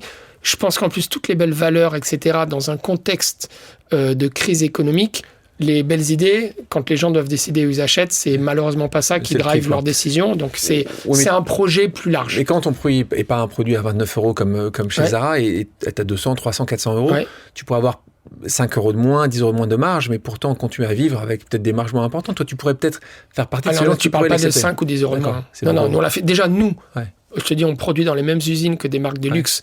Et on a des marges qui sont beaucoup moins importantes que les leurs. Là, on avait essayé. On ne pouvait pas le refléter dans le prix final des produits. Ça ne marchait pas. Ça marche pour des toutes petites éditions. Donc, ça sera jamais. Donc, en fait, on n'arrivera pas. Cette réindustrialisation. Tu pourrais le faire un petit peu sur des produits beaucoup plus chers, ou si les gens sont prêts. Je pense qu'il y a quand même une prise de conscience. Tu vois, et après, la difficulté, c'est que tu as plein de gens qui ont du mal à boucler leur fin de mois. Donc, ils ne seront pas prêts à payer beaucoup plus cher. Mais sur un positionnement plus luxe, je pense qu'on peut le faire. Mais il faut un accompagnement. Qui l'a fait en France ? Qui l'a fait. T'as des marques mais qui ont du mal, t'as Bonne Gueule, t'as certaines marques qui ont essayé de driver le slip français, t'en as pas 50. T'as des marques de luxe. Mais en luxe, t'en as pas beaucoup en fait. Alors je connais pas tout leur sourcing, donc je veux pas dire de bêtises. Il y a quand même, je pense qu'il y en a quand même Hermès, Vuitton qui maintenant possèdent, ont même racheté certains de leurs fabricants, leurs sous-traitants. Mais c'est complexe si tu n'as pas des marges astronomiques. Tu parlais de la tech tout à l'heure. Il y a plus de politique et de jeux de pouvoir dans la mode que dans la tech. C'est le cas ou pas, tu penses ? Il y a plus de politique et de jeux de pouvoir ? Non, quand même pas. Non. Égal. Il y en a, mais pas plus que dans la tech. Les influenceurs ont trop de pouvoir, on en parlait tout à l'heure, dans ton industrie ? Les influenceurs ont trop de pouvoir. Je lance un produit, j'ai 5 millions de personnes qui me suivent et ce produit... Moi maintenant, oui, jusqu'à récemment, je trouve que ça change. Ça a un peu changé. J'ai tendance à penser que même les jeunes commencent un petit peu à avoir un esprit critique par rapport aux influenceurs. Heureux de l'entendre. On ne peut pas être un bon dirigeant si on n'a pas connu l'échec. Oui. Ouais. Clairement. C'est quoi ton plus gros échec, toi ? Plus gros échec. Là, maintenant, tu as dit oui, il faut que tu m'en trouves. Non, mais je t'inquiète. Je pense certains choix de personnes avec qui on a pu s'associer par le passé. Donc ça, c'est plus de l'association. Ouais. De réfléchir, de bien faire attention et de bien se renseigner. Un sujet dont on parle beaucoup, qui est important pour toi, c'est cette inclusivité. Ouais. On pense, moi je me souviens d'une marque que j'aimais beaucoup sur la lingerie aux États-Unis, il y a une dizaine d'années que ça, qui était développée par Karen Spade Morgan, qui s'appelait Adore Me, qui était la première marque à avoir montré les femmes comme elles sont, pas photoshopées avec ces défilés de Victoria's Secret. Est-ce que c'est pas plus marketing aujourd'hui que réel? Est-ce que eux ils l'avaient vraiment fait, c'était important, ils avaient des oversize, ils avaient toutes les... Est-ce que toi tu le sens que c'est réel aujourd'hui, que la mode accepte ça, ou c'est juste je sais pas, mais en tout cas ça existe. Je peux te citer des marques comme Horace dans les cosmétiques pour hommes, qui vraiment prenaient les hommes tels qu'ils étaient, quelle que soit leur taille, leur couleur de peau, leur physique, etc. Une marque comme Minastorm qui le fait dans les sous-vêtements. Donc, je pense que c'est pas encore mainstream, mais que ça commence réellement à exister. Là où auparavant, certaines marques rajoutaient quelqu'un de telle taille, telle couleur et autres pour dire j'ai coché la case de l'inclusion. Je trouve qu'il y a des vraies initiatives. Et vous Nous, on le fait. Alexandre le fait naturellement. J'ai quand même la chance, c'est qu'il a... Dans les défilés, c'est dans les vraiment castings, inclusif, dans les défilés, dans les il y a du casting sauvage depuis le début. Même parfois, on a certains défilés qui ne sont que du casting dans la rue, toutes les origines, les couleurs, etc. Donc, il aime ça, donc c'est fait naturellement. Il n'est pas là à cocher, il nous faut quelqu'un de telle ethnie, etc. C'est en lui, quoi. Il le porte en lui. Sur un sujet qui t'importe, moi je connais la réponse, mais est-ce que tu penses que le monde doit être aussi déprimé quant à son futur ? Il y a toujours des choses positives. C'est juste, est-ce qu'on a envie de les voir ou pas ? Est-ce qu'on a le discernement ou la bande passante pour les regarder ? Il y a toujours des choses positives. Et j'ai envie de te dire, on l'évoquait tout à l'heure, moi, le meilleur exemple qui est un ami, mais qui est presque une inspiration, presque un gourou, c'est Olivier Goa. Ce qui lui arrive, donc pour ceux qui ne le connaissent pas, il est atteint de la maladie de Charcot depuis près de 5 ans, et il déplace des montagnes. Il a écrit un livre, il a fait un film, il fait le concert à l'Olympia, il fait des projets pharaoniques, il lève des millions d'euros pour financer des équipes de recherche avec l'Institut du cerveau. C'est phénoménal. Il est tétraplégique, il est venu faire un podcast, il avait quasiment plus d'élocution, donc... il y a toujours du positif, c'est juste l'envie, l'énergie ou l'entourage. Si tu veux... Mais t'as envie... Pourquoi tu penses que... Beaucoup de gens, souvent les gens me disent, les Français sont toujours... C'est pas que les Français, les amis. Il y a beaucoup l'humain, souvent, peut regarder le verre à moitié vide. Toi, tu fais partie de ces gens qui regardent le verre à moitié plein. Tu sais que le verre est pas plein. Tu le bois et t'avances. Non, mais toi, t'as ça. Toi, c'est Je pense qu'on peut très vite s'apitoyer, se mettre dans la peau. C'est vrai que c'est quand même, on va dire, un peu français de s'aborder notre propre pays. Moi, je trouve, alors j'ai eu la chance de grandir, je te le disais tout à l'heure, dans un cadre magnifique, d'avoir fait des belles rencontres, mais je pense que ça tient à nous aussi. Ça ne veut pas dire qu'on va guérir le monde, qu'on va arrêter toutes les guerres et sauver toutes les pandémies, mais si le matin on se réveille avec l'envie de faire quelque chose, le regard attentif à l'autre, à la différence, et de se dire je peux apporter quelque chose. Avec notre marque, comme le dit Alexandre, il ne fait pas des pantalons à 3 jambes, mais si nous, en permettant aux gens d'être heureux dans la tenue qu'ils portent, ils arrivent au bureau avec le smile, il y a de fortes chances que ce soit contagieux et que ça fasse passer plus de bonnes journées aux gens. Donc, ça ne veut pas dire, tu vois, qu'on va changer la destinée du monde. Chacun à son niveau. Tu dis chacun à son niveau. Mais oui, parce que je trouve quand même qu'il y a une espèce d'anxiété. C'est dur pour nos enfants aujourd'hui. C'est normal aussi. Des guerres, des guerres... De pensée, de religion, beaucoup de haine. Il y a une haine au quotidien, Bien sur sûr. les réseaux sociaux, on parlait des influenceurs tout à l'heure. Il y a quand même, on est dans un monde, alors je fais partie des gens qui disent il y a 50 ans, c'était pas forcément mieux. À 70 ans, on a juste vécu peut-être 10 années, malheureusement, quelques dizaines d'années, où tout ça avait été un peu sous silence. Maintenant, ce côté anxiogène, ça restera là, il restera là. Comment toi, je suis pas certain, non. C'est juste la réalité. Moi, je pense, monde, tu sais, c'est comme les vagues, comme les révolutions industrielles, économiques ou autres. Il y a une arrivée, et au début, et tu as zéro filtre. L'arrivée d'Internet, de l'email, des réseaux sociaux d'abord. On ne sait pas les gérer. Oui, sauf que toi, tu penses que l'homme, avec un grand H, peut tout d'un coup, alors qu'il n'a jamais été depuis la naissance de l'homme, va tout d'un coup ne plus être un loup pour les autres. C'est-à-dire que tu penses que il va pas vouloir le territoire d'à côté, il va pas le voir être jaloux. Donc je vais donner une métaphore. Je vais donner une métaphore. C'est un bien grand mot, mais c'est comme, tu sais, moi, je suis attristé à chaque fois, vu où j'ai grandi, à chaque fois que je vois un incendie, surtout quand c'est criminel et tout. C'est essentiellement criminel. Beaucoup. Mais j'ai appris, dans un voyage aux États-Unis, on faisait beaucoup de forêts, etc., que c'est bon pour la nature, que les forêts ont besoin d'être brûlées de temps en temps pour se régénérer, aller chercher. Donc, je crois beaucoup à Darwin. Pour moi, c'est le plus fort de tout. Donc, Darwin, à un moment ou à un autre, il y aura des corrections, il y aura peut-être des guerres, des pandémies, mais on va quand même en tirer des leçons. Il y a des tyrans qui vont arriver à leur fin parce qu'ils auront su mieux que d'autres utiliser les réseaux sociaux, mais à un moment, on comprendra. À un moment, des personnes vont parler plus fort que d'autres pour dire attention, on va avoir limité les réseaux sociaux sur les ados de moins de tel âge, on va devoir réguler un petit peu. Tu crois à ça, toi? Tu penses qu'il faut le faire? J'y crois, je sais faut pas. Réguler. Tu penses que toi, il faut légiférer, hein? Complètement. On est d'accord. Complètement. Mais même sur les emails, je trouve qu'il y a certains emails qui ne devraient pas pouvoir être délivrés après telle heure le soir, quand les gens sont en vacances. Je crois qu'il y a beaucoup de choses où justement, comme je te disais tout à l'heure, cette limite vie privée, vie pro n'est plus du tout respectée. Donc l'anxiété, elle est permanente, elle ne se coupe pas. Donc quand on est avec sa famille ou ses enfants, on est moins présent parce qu'il y a toujours le téléphone, la notification qui court. Donc je crois qu'à un moment ou à un autre, on va quand même réaliser. Combien de temps ça prendra, j'en sais rien. On continue. Toi, t'aimes, quand tu parles d'Europe, mais t'aimes aussi profondément la France. La preuve, c'est que chaque fois que tu crées des choses à côté, quelque chose qui s'appelle la French Touch, qui est un événement que tu as créé il y a 5 ans de ça, que tu as co-créé il y a 5 ans de ça, pour mettre ensemble différentes activités artistiques. Après, t'es un fan de musique, pour ceux qui ont pu comprendre entre les lignes que la musique, c'est quand même quelque chose qui te fait vivre. T'as créé avec Marc Collin un label qui s'appelle French Parade, encore une fois, on en suit. Donc, ça, c'est dans le système. Et puis, tu évoquais quelque chose d'important, puisque tu évoquais un ami, Olivier Goy. Et là, on a évidemment déjà souvent parlé ici d'Olivier Goy, qui est un entrepreneur magique, exceptionnel, que je connais depuis 25 ans, et qui, donc pour tous les gens qui n'ont pas écouté ce podcast d'Olivier sur Pause, surtout, n'hésitez pas à l'écouter. C'était assez incroyable. C'était les derniers mois où il avait son élocution avant qu'elle évolue, cette élocution.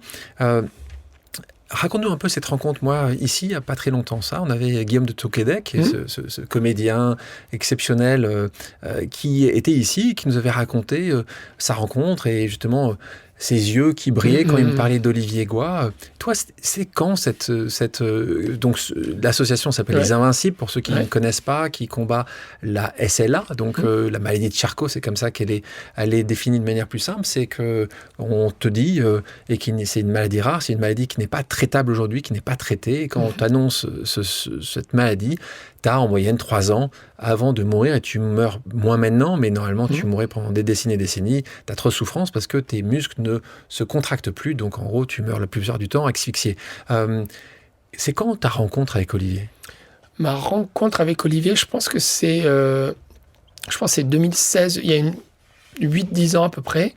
Et c'était dans un cadre, avant qu'il soit malade, totalement. Moi, c'était l'entrepreneur qui avait créé October, qui avait créé des solutions de financement participatif. Et on l'avait rencontré dans le cadre d'amis. À un moment, on avait des complications avec un de nos actionnaires. Et c'était vraiment dans l'optique de nous aider. Ça ne s'est pas fait. Mais vraiment, je me suis dit, voilà, j'ai rencontré quelqu'un d'atypique, de solide. Il parle plus vite que moi. On voit dans son cerveau, dans son regard, quoi. C'était assez captivant. Et après, je l'ai redécouvert par les réseaux sociaux, par un post LinkedIn qu'il a fait quand il a annoncé sa maladie. Avec un post assez original où il disait je vends mes skis, mon vélo et mes raquettes parce que je suis atteint de la SLA. Et il expliquait tout. Je me suis dit, waouh. Et après, j'étais amené à le revoir. Par We Are, par Eric Newton, qui faisait une campagne de communication sur ce club des industries créatives, pour lequel Olivier, qui est aussi photographe, prenait des photos de duos de personnes qui s'étaient rencontrées dans ce club. Et à partir de là, je me suis rapproché d'Olivier, et j'ai vu tous les combats qu'il menait. Il m'a expliqué sa maladie, ce qu'il souhaitait faire, l'énergie qu'il y mettait. Et un jour, comme ça, pour l'aider, j'ai eu l'idée d'utiliser la musique, d'utiliser un peu les réseaux que j'avais construits dans la musique pour regrouper, réunir des artistes, booker l'Olympia et organiser un concert dédié à la maladie de Charcot. Les Invincibles ensemble, c'est comme Exactement. Ça que ça s'appelle ce moment. Je veux juste faire une pause, quelques secondes, pour souligner aussi l'amour intense, immense, infini de Virginie, qui est donc l'épouse, on a parlé d'Élodie pour toi, et je sais à quel point Élodie est important pour toi, comme souvent les maris, les femmes, sont des moments qui sont très compliqués, très difficiles, donc merci Virginie également. Qui est une personne exceptionnelle, et puis qui incarne tout à quel point les aidants sont déterminants dans la façon dont les malades vivent leur handicap, et Virginie est une femme exceptionnelle. Et leurs 2 enfants qui sont aussi assez incroyables, donc on vous conseille avec Nicolas, pour ceux qui nous écoutent, de regarder son documentaire, son film qui a été fait, et puis évidemment ça s'appelait Invincibilité. Les Invincibilités, évidemment, de continuer. Donc ça, tu as créé cette première année, tu l'as fait une deuxième année, donc l'objectif c'est maintenant un peu comme le Téléthon, ça va être un rendez-vous annuel comme les Solidays, c'est quelque chose que tu vois là-dessus. On souhaite, c'est un rendez-vous que les artistes, et je précise, tous les artistes sont bénévoles. La plupart des personnes impliquées, comme Manu Viro, le directeur artistique de l'événement, étant bénévole. L'idée, c'est une vingtaine d'artistes qui se réunissent à l'Olympia mi-octobre, et toutes les recettes, les places, les partenariats, etc. sont reversés à l'Institut du cerveau pour financer la recherche contre la maladie. On va continuer. On arrive petit à petit à la fin de notre discussion. J'espère que tout va bien. Tout va très bien. D'accord. Et avec une autre question, on va écouter la question d'Olivier. Cher Nicolas, tu sais à quel point je te dois beaucoup. Ton engagement sans faille aux côtés des Invincibles me touche plus que je ne saurais le dire. Tu es littéralement une boule de sensibilité et d'empathie. C'est ce qui te rend si précieux. D'où te viennent ces qualités rares, cette façon unique de sentir les autres? Merci d'avance pour ta réponse. Je t'embrasse, Olivier. Je suis très touché, très ému. Je ne m'attendais pas à avoir cette question d'Olivier. Donc, merci déjà de lui donner la parole.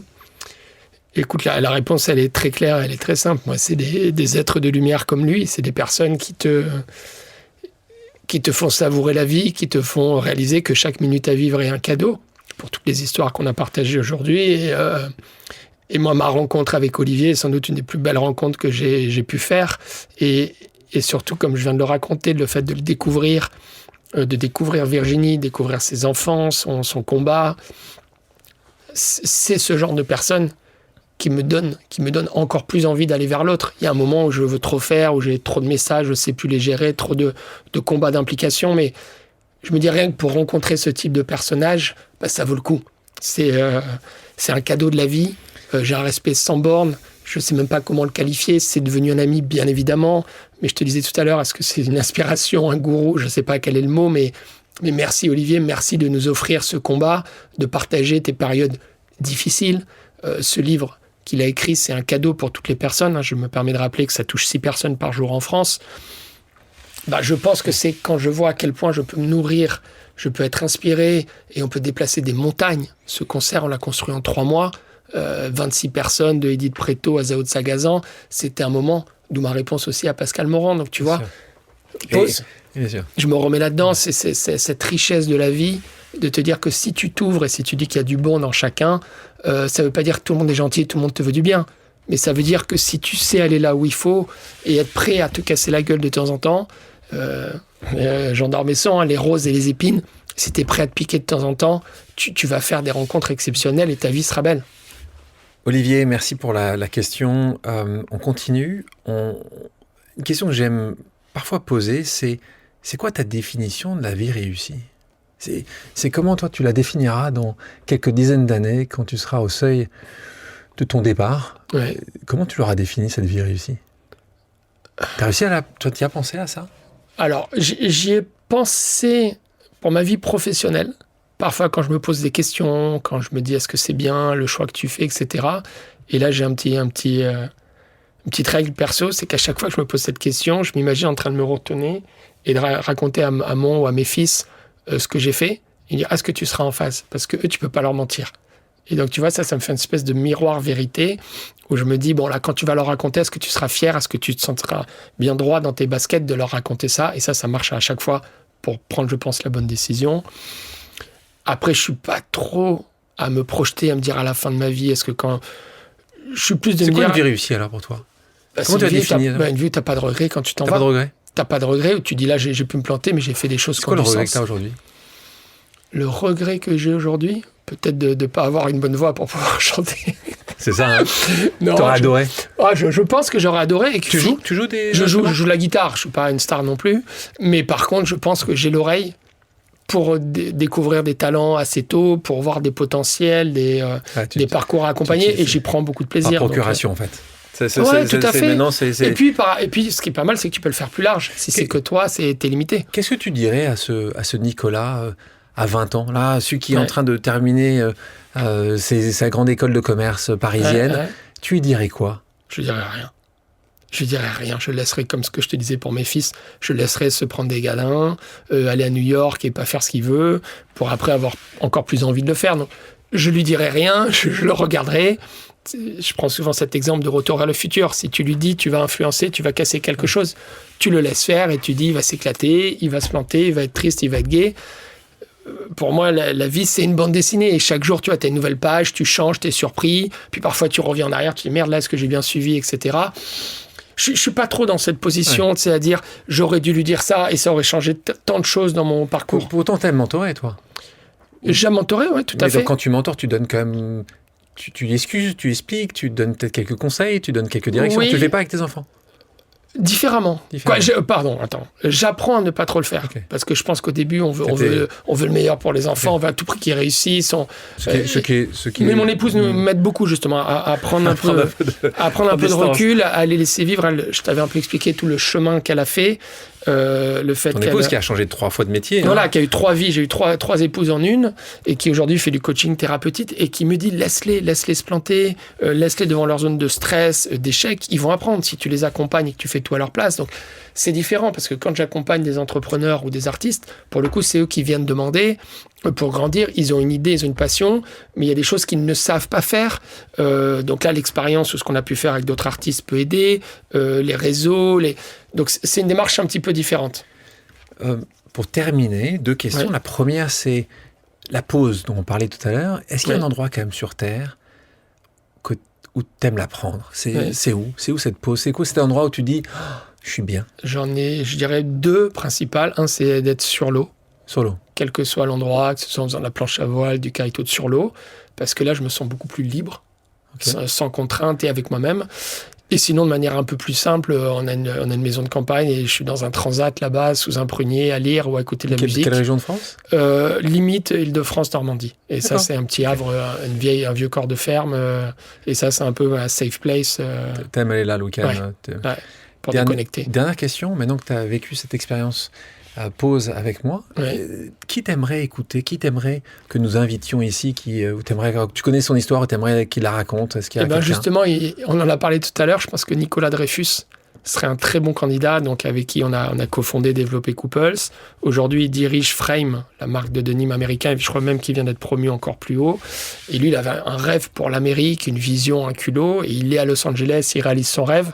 Je pense que dans cette idée, des gens qui ont le culot de leur ambition, il serait intéressant à interviewer pour qu'ils partagent son aventure. Merci Nicolas. Est-ce que tu as quelque chose qu'on aurait oublié de partager? Non, si, un grand merci à toi, à tes équipes, parce que vous m'avez bien surpris. Ces pauses amicales, comme tu as pu le voir, m'ont surpris, m'ont touché, m'ont plu. Donc un grand merci. Merci à toi. C'était un beau moment. Merci. Merci Alexandre. Merci à tous d'avoir pris le temps de faire une pause avec nous sur RCJ. J'espère que l'émission vous a plu, inspiré ou fait réfléchir. Si c'est le cas, je compte sur vous pour soutenir Pause sur radio-rcj.info ainsi que sur toutes les plateformes d'écoute. À bientôt sur RCJ pour un nouvel épisode de Pause.